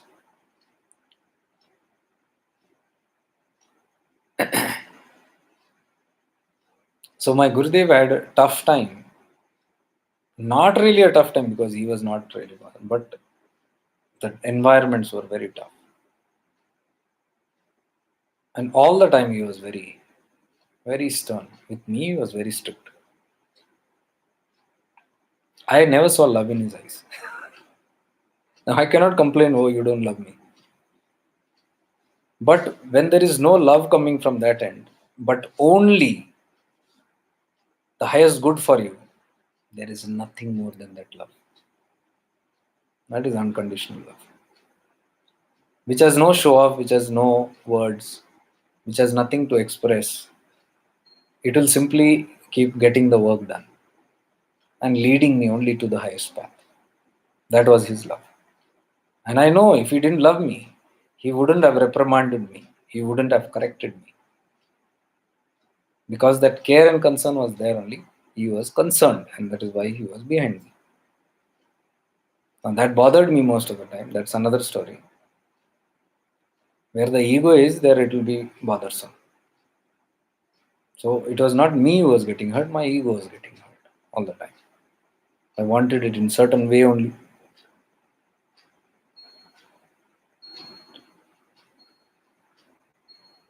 There also once in the retreat I was in, I told this before. Somebody was there and telling me, you want to talk? Just want to talk for some time. I said, okay, fine. And talking, again it was worldly topic. Again about the samsara. This problem, that problem, this and that, and everywhere. See, I see one pattern whenever somebody is talking to me about a worldly problem, they will not say इस area में, they'll say इस area में भी ठीक नहीं चल रहा, उधर भी ठीक नहीं चल रहा, रिलेशन ठीक नहीं चल रहा, पैसे का ठीक नहीं चल रहा, हेल्थ ठीक नहीं चल रहा. Everywhere there will be problem, including my friend. He said that I'm doing all these things regularly for years, but it's not working. And immediately I can see why it is not working, where it is not working, when they are talking about it. But they can't see it because if they saw it, they would have corrected it manually. For years, they wouldn't have been doing the same thing again repeatedly. Somewhere it is not working and they're not able to identify. And perhaps that is why they talk. That is why they came for help. And that person, even there in the retreat, there was telling when she met me personally, Bhaiya, I've come to you for help. I know you can show me that path, that way out. That is why I'm next. And I'm telling you, see, I am not sitting here to talk that I have no idea about your world, my dear. I don't know how to solve those problems. Health, wealth, success, I don't know. I'm not good at it. So why are you sitting and talking about? You talk to me what I'm good at. I can give you perfect guidance, at least what I feel, or this ego feels perfect. At least that much I can give. But other things I cannot. No, no, no. I know you can. Okay, let me try. Then went into it, all that and all. Then I suddenly saw, while telling all these things, I got little perturbed and I said, Then why is this happening? Because I don't want to discuss what that thing was. I said, why is this happening? Do you see that pointing? Why did you not awake, alert about this particular thing? That's what's happening. Are you not seeing this? And that person turned quiet suddenly with a very serious face. I came to know that person has not liked what I said. Then I persisted. She also persisted in a problem. I persisted on the same thing where then the person said, yeah, I have come to you for help. Please don't judge me. Don't judge me. Talk to me rightly. I said, what is this now? I am pointing out the ego that is causing all the problems in the life. And you are telling me, talk to me rightly. Talk to me that. Don't talk to me that way. Don't judge me. Means don't touch my ego. Indirectly, you're telling me. You talk, give me solutions. I'm waiting for it. But don't touch my ego. I am telling, Arey, your problem is there. Not with me. All the areas of life where you got stuck in there, and that responsibility, that when that claim is coming, you are saying I'm responsible, but in your acts and in your deeper aspects, I can see you're not catching that. You're talking you're responsible, but your behavior or the example that you're giving is not that. And life is trying to show you a pattern. It's the same pattern you're repeating continuously. Life is trying to tell you very clearly, your cup of tea, that's not your cup of tea there. You move away from that zone. You're putting your hand into fire which is not needed.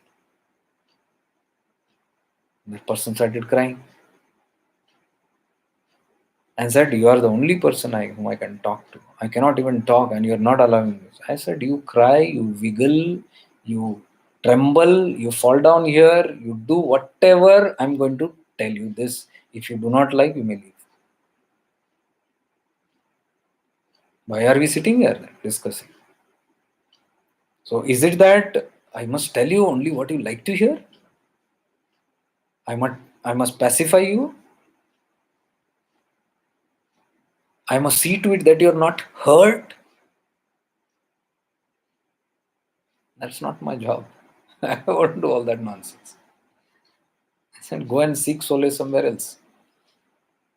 And person cried. Merciless. Yeah, I'm merciless. No problem. No feelings, nothing. Okay, no feelings. No problem.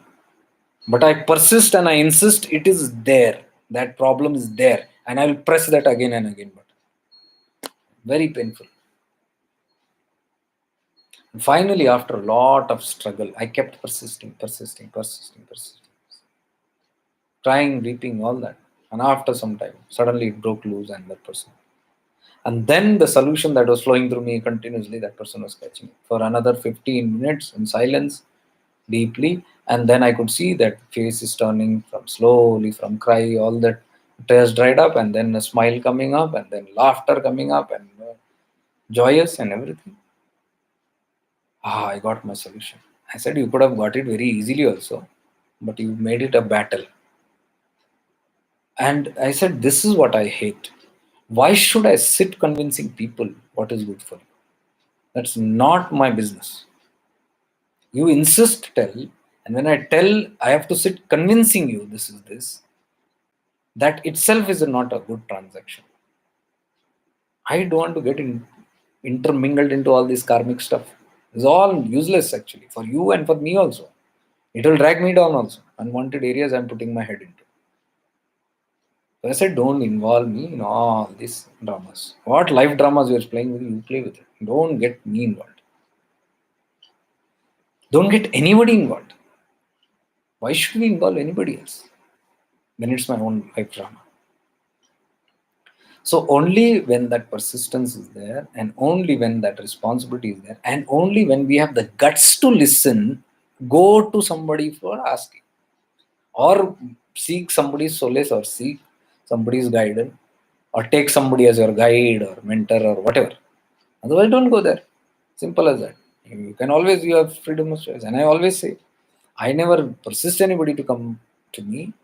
And neither will I hold back anybody who's going away from me. It's your choice. Always, what is the power? To choose. You can always choose. You can always see this person is correct or these fundamentals are correct. But the day you feel it is not correct, that's your discrimination, what is showing. And it may be correct also. I'm not saying you're wrong. It might be correct also. Trust your own decision. That's all fine.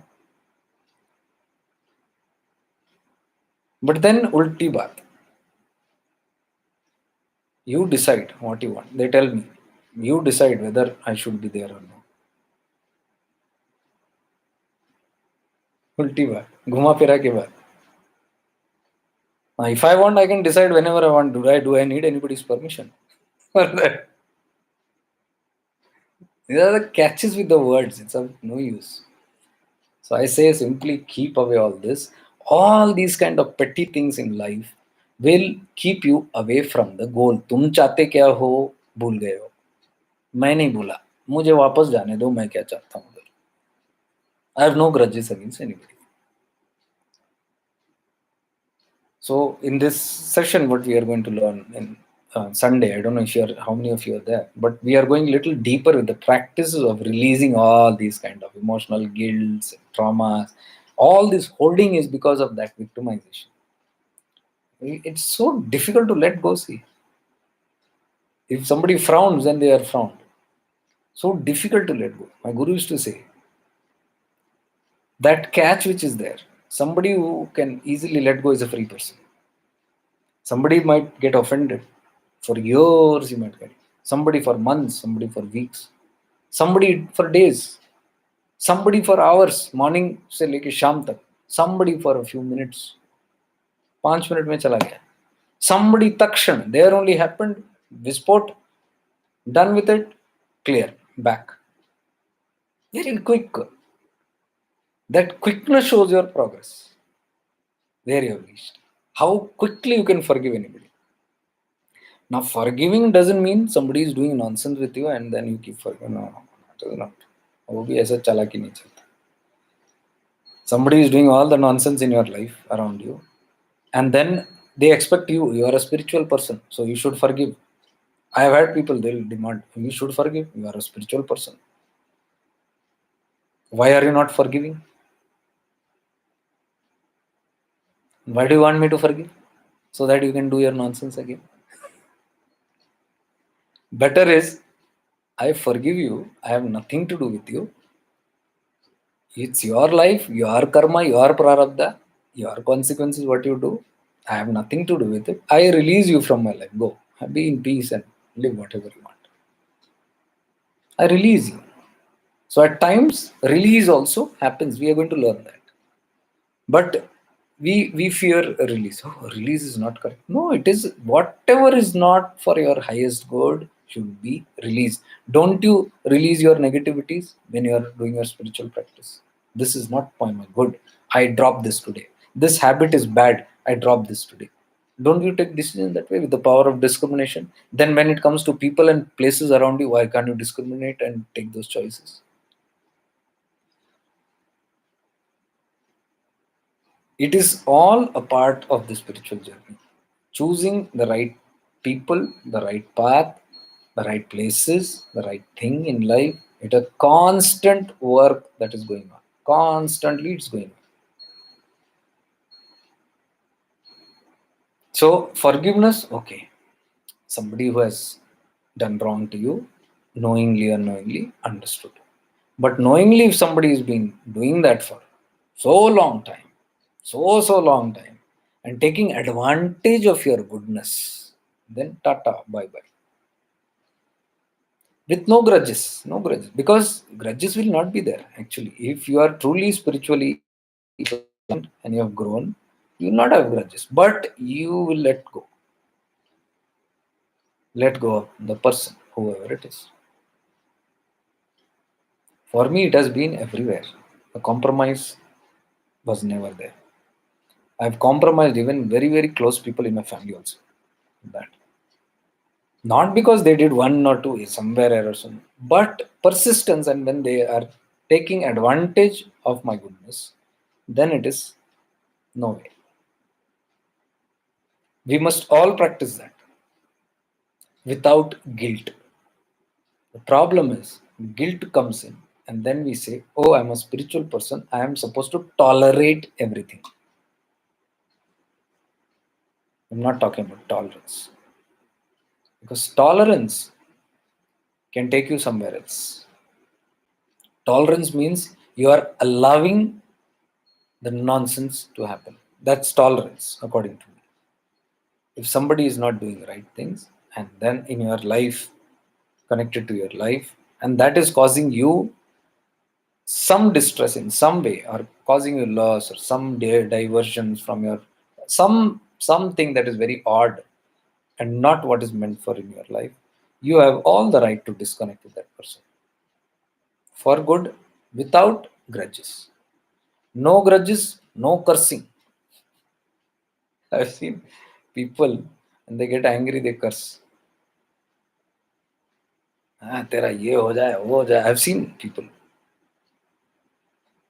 do that to each other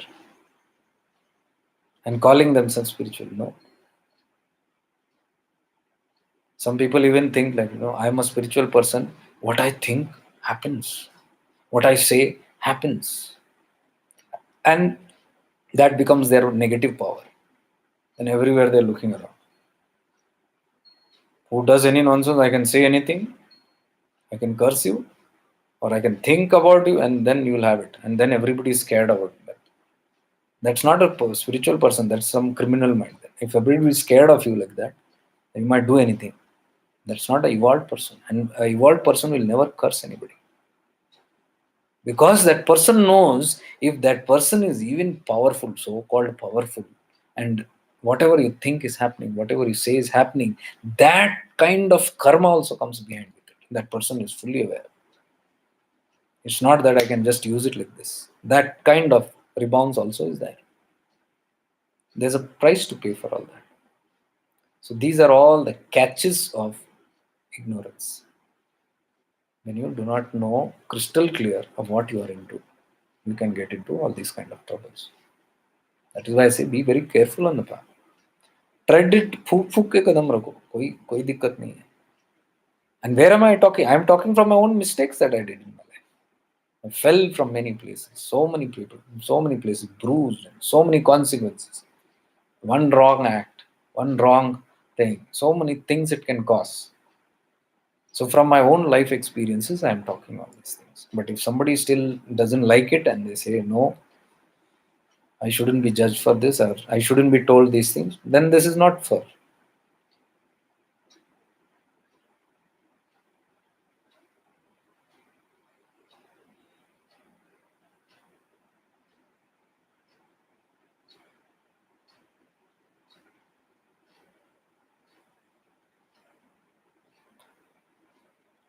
So that's the whole thing about tum chahte kya ho. It is all coming to that only. If the whole session today, what we are talking is, if tum chahte kya ho, what you want is not clear, all you'll easily get distracted. One small thing you'll get distracted. But if you know, you'll immediately come back to it, and nothing is a botheration after that. Because it's all on how quickly you work on it, and spontaneously you're back on track. You finish it off, deal with it, come back on, and don't waste your time going for a detour. Like for example, Narad. Our most of our task is like that. Narayan sent Narad, go get me a glass of water. And what happened?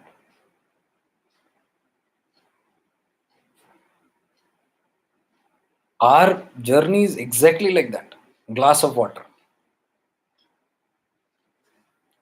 लाने गए glass of water, पूरा कुछ तो जगत पूरा अलग ही create कर लिया अपना दुनिया.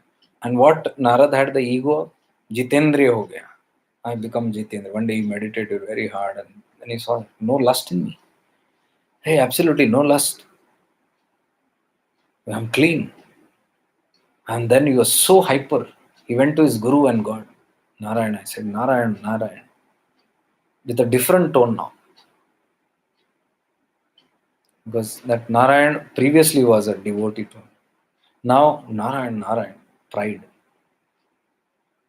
I've attained something. And he says, what happened? His guru and his God. He says, I have become Jitendriya. जीत लिया मैंने इंद्रियों पर विजय प्राप्त कर ली. So I have won over my senses. And now the Lord is looking because the Lord can see everything transparent. Whatever Narad is saying, that's different. Lord can see everything. And he realizes he's going little high. Okay, he has attained something, but not what he's thinking that he's attained. But Narad is full of ego. He says, no, I'm completely free. Nobody can be like me now. Everybody says that this lust is hard to conquer. I've conquered it. Kamvas. And saying so, he leaves. And while he's leaving, Narayan says, get me a glass of water. That's all it says.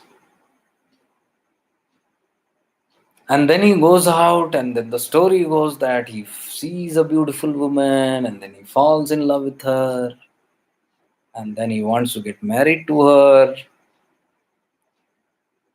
And slowly, days pass by, he woos her, wins her heart, gets married to her, produces children, all the children are there, and Narada is living very happily in his hermitage with wife and kids.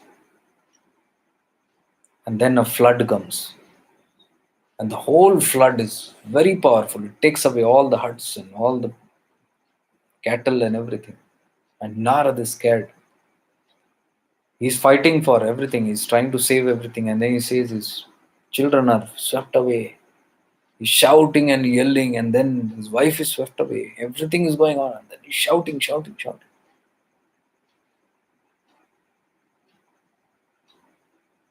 And then suddenly he wakes up. The Lord is tapping on him. Hey, Narad, wake up. And he wakes up. Oh my God, that was such a dream. And he says, where is my glass of water? You had gone to bring me a glass of water. What happened? कुछ कुछ कर लिया सब कर्मकांड. And he who proclaimed that I've won over this. Now I've intermingled those stories. Huh? That's okay. I just to put this. There's one story of that him going and wanting to get married and he becoming a Vanar, Hari, and all that. But to suit this, I said this kind of a story. So the whole thing is that we forget what we were actually. तुम चाहते क्या हो? मैं ये चाहता हूं कि एक ग्लास पानी ले आऊं अपने भगवान के लिए, लेकिन वो पूरी तरह से भीतर उतरा नहीं है, तो मैं भूल जाता हूँ और मैंने कुछ और ही कर बैठा. तो हमारा भी प्रपंच जैसे हम निकले तो हैं अध्यात्म में कुछ प्राप्त करने के लिए, और कर क्या बैठे हैं?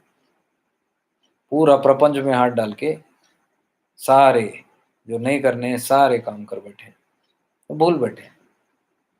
वो अलग बात है, अभी तक नाराज आके नॉक नहीं किया है, लेकिन नॉक करेंगे एक दिन. Where is the glass of water? Where is that तुम चाहते हो? तुम किस चीज के लिए निकले थे और कहाँ हो, क्या कर रहे हो?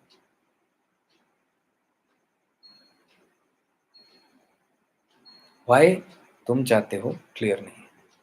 What is it that you want in your life? We are not crystal clear. And here I'm talking, tum chahte kya ho is nothing less than salvation. Now, if you ask what you're telling, it also means worldly things. It also means I should get a good wife or husband. It also means I can own a car. Yes, you can. But I'm not going to talk about it. I told I don't have credibility in all that. I'm done with that world of yours. So I cannot talk on those subjects. I can talk on this aspects of tum chahte kya ho, the higher version. And why is Gurudev telling तुम चाहते क्या हो? क्योंकि चाह के खत्म करो एक दिन, ताकि तुमको पता चले तुम चाहते क्या हो. वो नहीं है जो तुम चाह रहे हो, वो उससे ऊपर वाला चीज है. वो ये है जो हम डिस्कस कर रहे हैं. तो यहाँ लाने के लिए ही हैज बिगन दैट तुम चाहते क्या हो.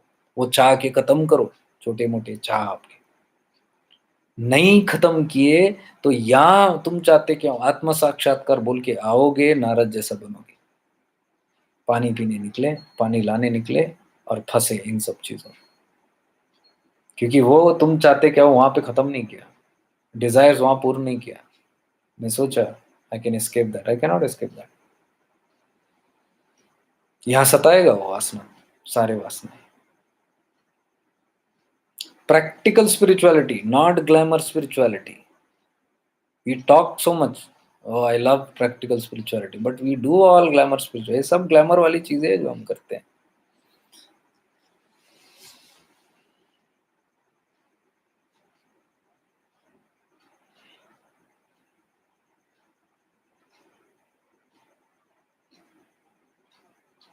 Jaydeep Kaurav. Once having clarity of what we want, how to be persistent towards it. Having clarity of what you want is itself persistence. If you are not persistent, not being able to be persistent in that तुम चाहते क्या हो, that means that clarity is not yet come on तुम चाहते क्या हो. Because there is lack of clarity in तुम चाहते क्या हो, the persistence is not happening. ढीला ढीला तुम चाहते क्या हो, ढीला ढीला persistence रहेगा. Strong तुम चाहते क्या हो, strong persistent automatically काम करेगा. तीव्र इच्छा, what is मुमुक्षुत्व? मुमुक्षु means intense seeking for salvation. तुम चाहते क्या हो, मुमुक्ष, आई एम अ मुमुक्ष. मुमुक्षु पूछो, what is it that you want? Nothing else but salvation. उसके लाइफ में परसिस्टेंस या एडवाइस या इंस्पायर करने की जरूरत नहीं किसी को, वो सेल्फ इंस्पायर्ड है. बिकॉज दैट इज व्हाट मुमुक्ष इज, इंटेंस सीकिंग. तुम चाहते क्या हो, वेरी क्रिस्टल क्लियर, शार्प. चाहिए तो मिलेगा ही उसको, कोई नहीं रोक पाएगा उसको, कोई चीज नहीं रोक पाएगा उसको. कोई परसिस्टेंस की जरूरत नहीं है. परसिस्टेंस नहीं है मतलब ढीला डाला है, वो मुमुक्ष नहीं है. तो अगर तुम्हारे वर्ल्डली इसमें भी चाहिए, जैसे मुमुक्ष जैसे इंटेंस सीकिंग, वहां पे भी इंटेंस सीकिंग होना चाहिए, तो वहां पे मिल जाएगा वो भी. वो तो मैं खैर मैं बात नहीं करूंगा, but science is the same, funda is the same, both ways they are also it will work intensely what you want.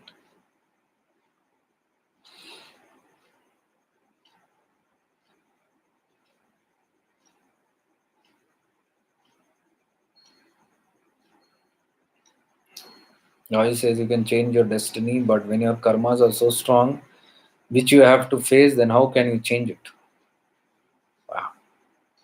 ये किसने बताया आपको कर्मा स्ट्रांग है? ये जरा बताओ मुझे, क्लैरिफाई प्लीज. कौन? Sunita ji. You clarify then I talk further. पहले तो ये बताओ कि किसने बताया ये स्ट्रांग है कर्मा, या मीडियम है कर्मा, या थिन है, या कम है.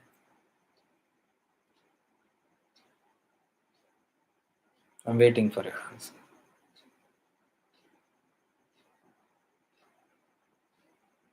If you are there, I don't know if you are persistent in this whole session. तुम चाहते क्या हो? 1 घंटा देख के सो जाओ. तथास्तु, सो गए. दिख तो नहीं रहे हो आप, ले हो नहीं.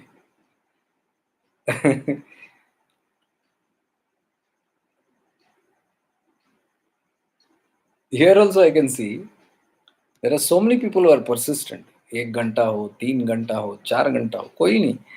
But they want clarity and they will seek it this way, that way. They will keep everything aside. They will want for it. They will go for it. Persistence. तुम चाहते क्या हो? Clarity. You will have it.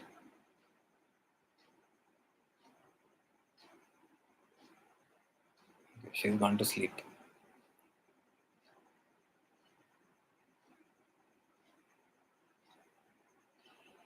So I'll answer it anyways. When you say you can change your destiny, but when your karmas are so strong, which you have to face,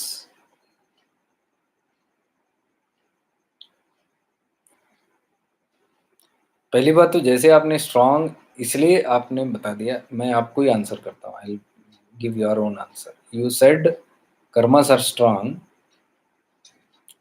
because of your ability to overcome them, or because you are feeling you are little weak, or it is too overwhelming. So just because things are happening this way, you condemned it as strong karmas. Now you could put it in the other way also, which you did not put. When the destiny can be changed, but if the karmas are very strong, how can I change it? You ask. If I put it the other way, you could have also said, if the destiny can be changed, but I am weak, how do I change it? When I am weak, only karmas become strong. But we don't put anything from here. We are always blaming the other side. No, this is the वातावरण, this is the परिस्थिति की वजह से. ये नहीं बोलता मनोस्थिति क्या है. परिस्थिति के बारे में बोलेंगे, मनोस्थिति नहीं बोलेंगे. मनोस्थिति अभी स्थिर नहीं है उस चीज को लेके. तो यहाँ काम करना है अपने को. यहाँ वीकनेस है तो यहाँ काम यहाँ होना चाहिए. वो परिस्थिति बड़ा है बोल के आप थोड़ी बैठ सकते हो. And what is this neutrality. परिस्थिति मनोस्थिति अगर लाना है, मनोस्थिति क्या है? मन फिर आया उधर ही. Neutralising the mind, living less in the mind, more in awareness. When you live in awareness, you are not in the mind. ये जो आपने क्रिएट किया है, कर्म आ रहा है, उसका प्रभाव बहुत स्ट्रांग है. किसको स्ट्रांग है? ये मन में होता है सब. It is all your mind that is reacting, creating, reacting, creating. So that just shows that you are living in your mind. Leave the mind alone, live more in awareness. All that strong, what you call and all, it goes. That's what Bhagavan Ramana just said. Leave the vasanas, leave the karma alone. You abide where you are supposed to abide, that is the self.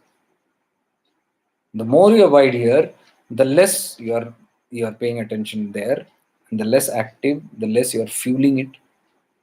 The less you are fueling it, the more faster it will start fading away. Because your attention is all the time there, it is now seeming like a mountain, which is just a molehill.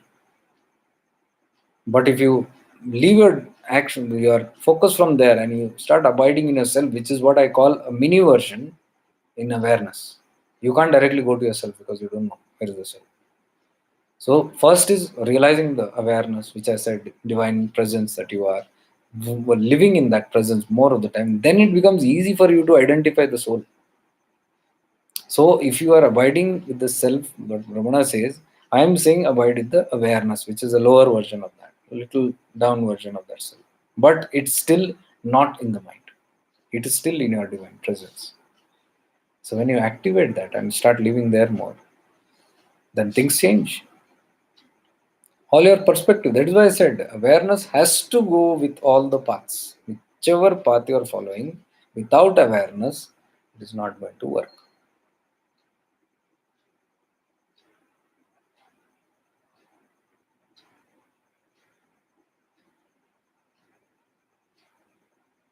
Vivek Chudamani, there is very beautiful talk of awareness. Three things. In the whole spiritual journey, three things happen. I, the seeker, is there. One, the goal is there. The self, you call it. I, the seeker, means the ego. Then the self is there, reaching. And then in middle, the medium through which you go and reach that. So one is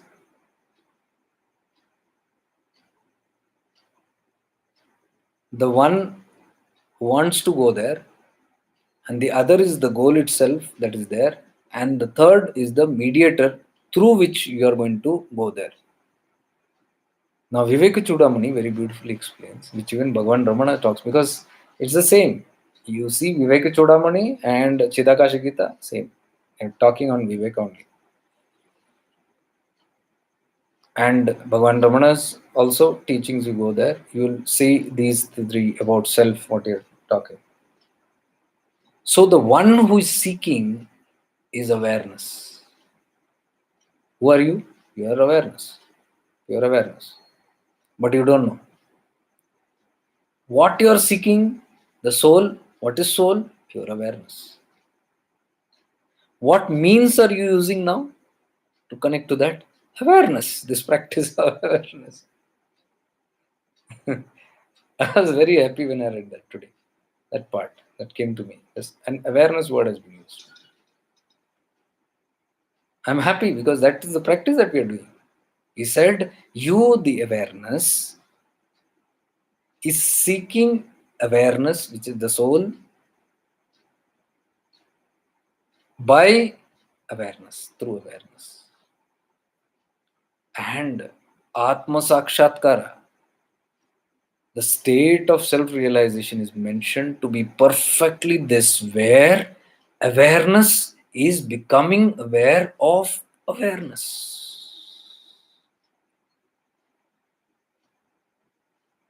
Means, me, the pure awareness, is aware of awareness. See how beautiful it is. I am pure awareness. I don't realize it now. The day I start realizing it, I know that I am awareness. And what I am seeking is my soul only, which is awareness itself. So the awareness is watching awareness. The awareness is aware of itself. The soul is aware of itself. Aware of itself means the tool which is using to connect to that is aware, becoming aware of that. So beautiful it is. All three are awareness. The one who is seeking, the one that is sought, and the medium for that. I don't know if this makes sense to you, because I use all this only in my retreats, these kind of talks. But still, it came, that word came here, I'm just using it. Why? What is pure consciousness or absolute? Nisargadatta Maharaj, remain in I amness or awareness to go to absolute. In absolute, difference is absolute different from our regular practice of practicing awareness. This is what I just explained to you. They are not different. The practice also is not different. The practitioner also is not different from that which is to be practiced. What is to be practiced is the tool, the practitioner, and the object of attainment through that practice, the goal. All three are the same only. Pure consciousness is mentioned to see, they'll use words like pure consciousness, pure awareness, and then they'll say something like awareness and consciousness without the pure. That consciousness, which is not pure yet, is me, the seeker, the ego consciousness, the mind consciousness.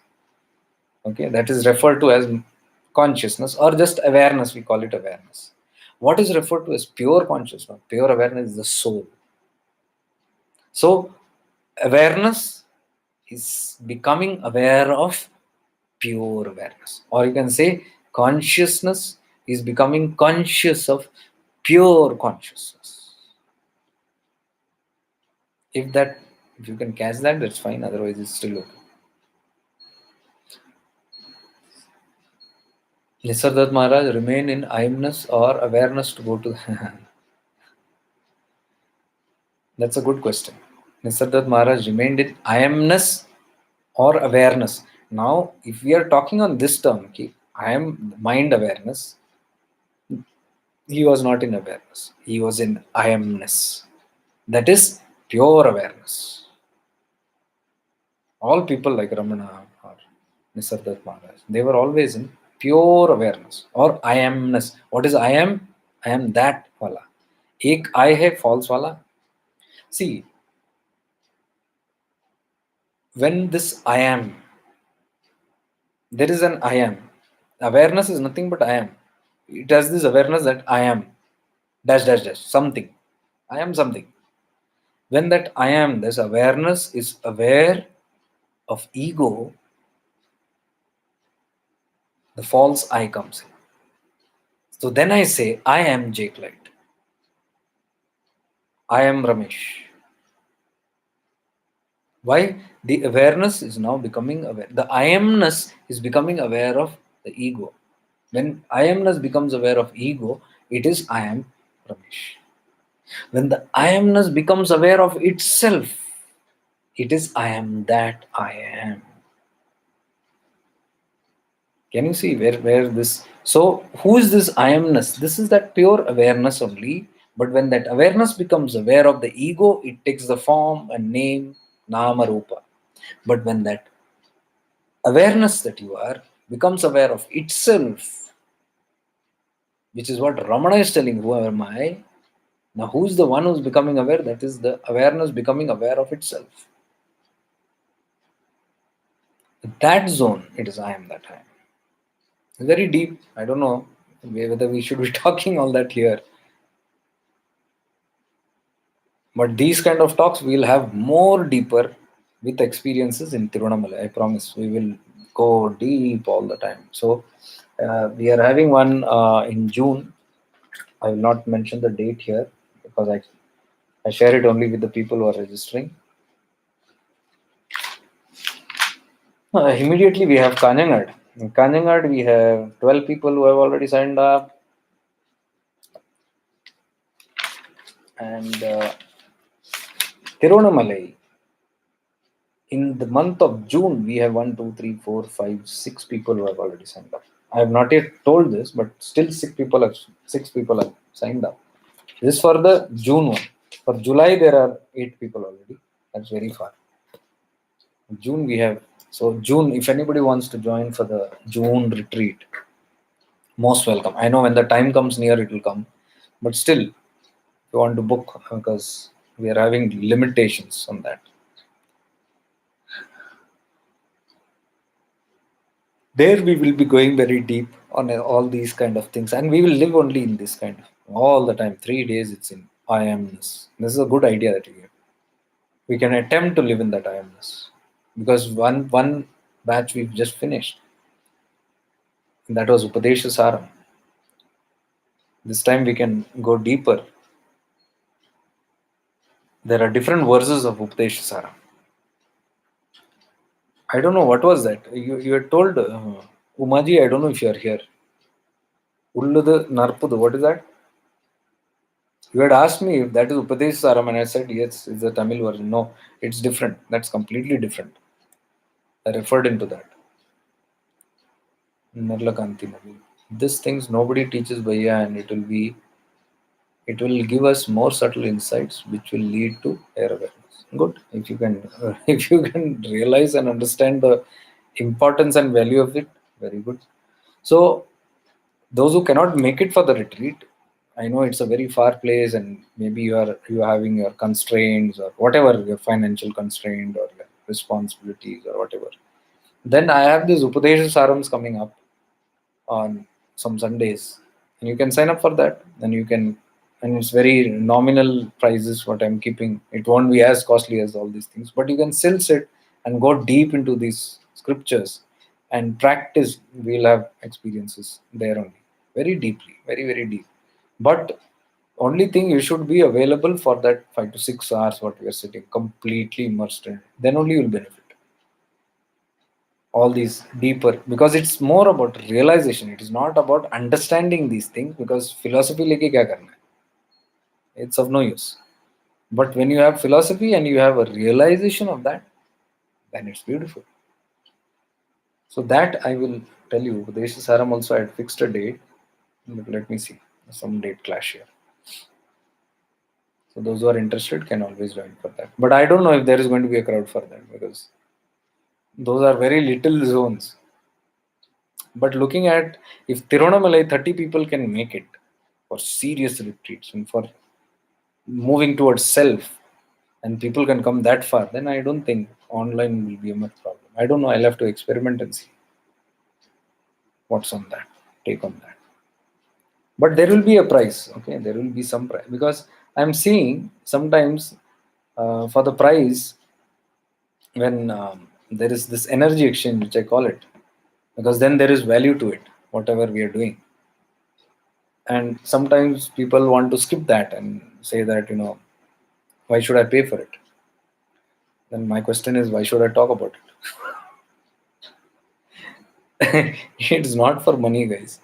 It is, of course, money also matters. Those things are there. It will help me. It will help multiple other things. That's another thing. But it will give clarity, and nothing comes or gives free of cost. Anything, there is an energy exchange. So there is completeness. There is not that balance of give and take.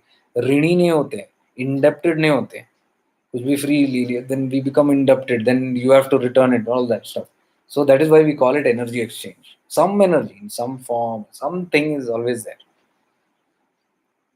And there are genuine cases where I'm not accepting, but I will still say put some amount. There are people who cannot afford it at times. There was a there was a girl who sent 20 rupees for this forgiveness program on Sunday. I saw 20 bucks has come. I thought maybe by error it has come. I said, "Do you mean you put that?" She asked, "What is it?" I said, "It is there already. There it is 777." I said, "Then I cannot afford it. It's okay." I said, "What happened? Are you not working or something?" He said, "No, I'm just a student. I'm just 19 years old." I said, "Then don't worry. Then be.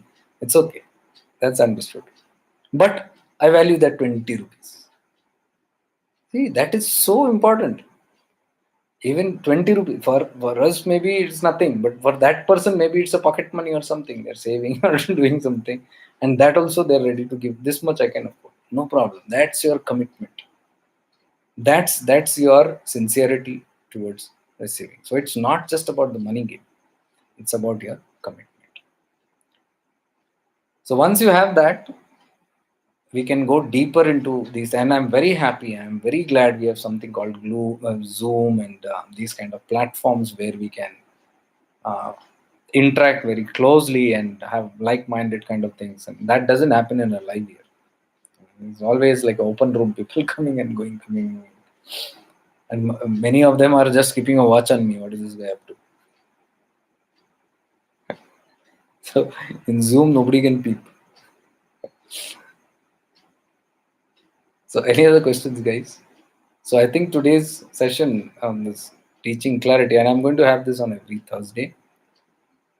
So we will deepen on what I learned from my guru, and you will see that it's not anything different from what is happening in your life. Whether you have a guru or don't have a guru, it is all the same fundamentals that we are learning. So I thought let us open that avenue also, and where people have clarity, people only can ask. Sometimes if they have confusions in that on that questions or anything, it can be very clear.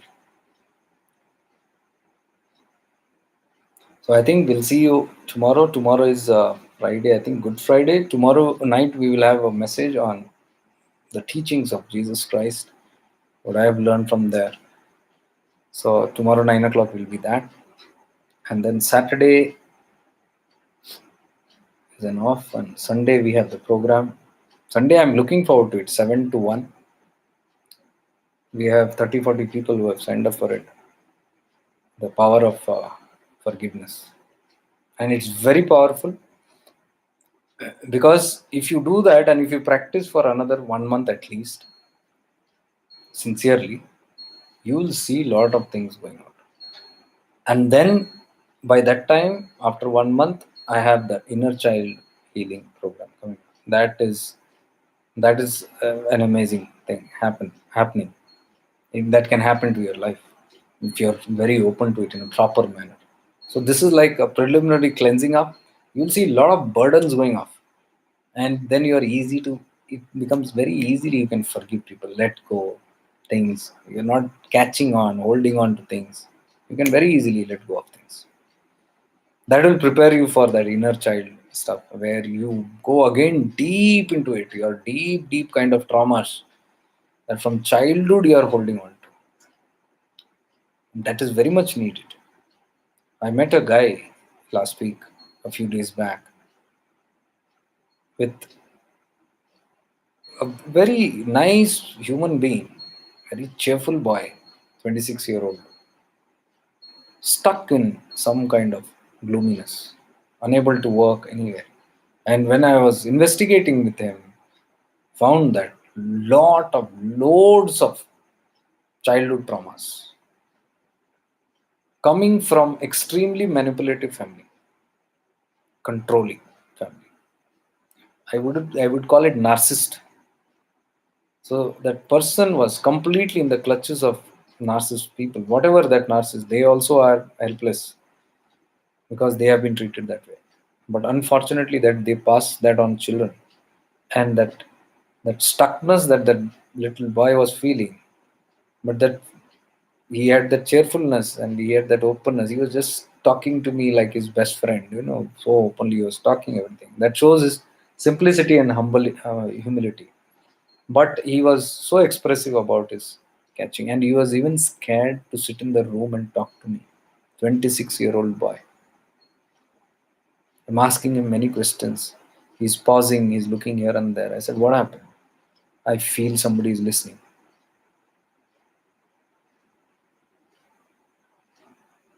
What a traumatic experience. And it was not his hallucination, there was somebody moving, and he is unable to speak, open up completely. A boy like that, even to the point that which clothes should be worn, when should he go, when should he come, how should he go, how should he come, what should he eat, what should he not, whom should he talk to, whom should he not, who should he have friend, who should not, including things like even what should be his DP. They are real stories. In today's world also this happens.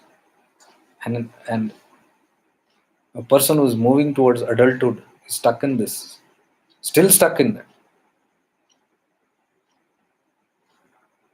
All coming from abuse, childhood abuse. Many of us are stuck in this manner. We don't know. Not necessarily so extreme, but even many times when there is no love, no support, no caring, no understanding, the child feels very deprived. At that time, it is big deal for that person. It's not mature, takes it very seriously.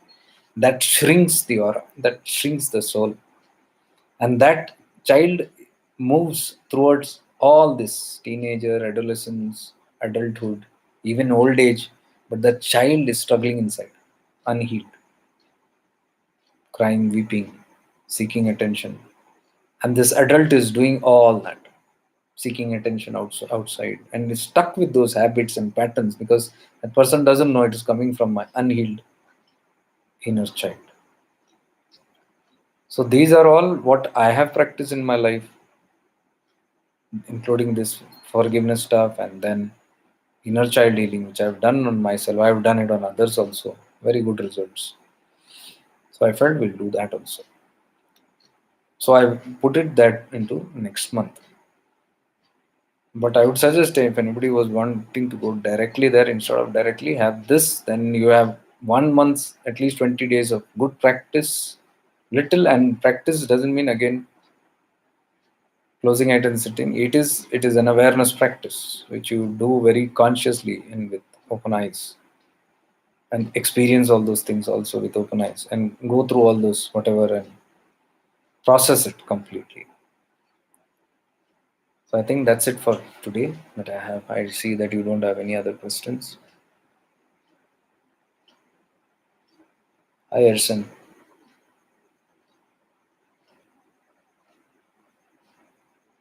Okay. So with much divine love and light to all of you, may we all evolve, may we all be free.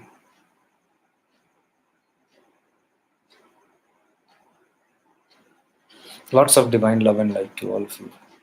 Stay blessed.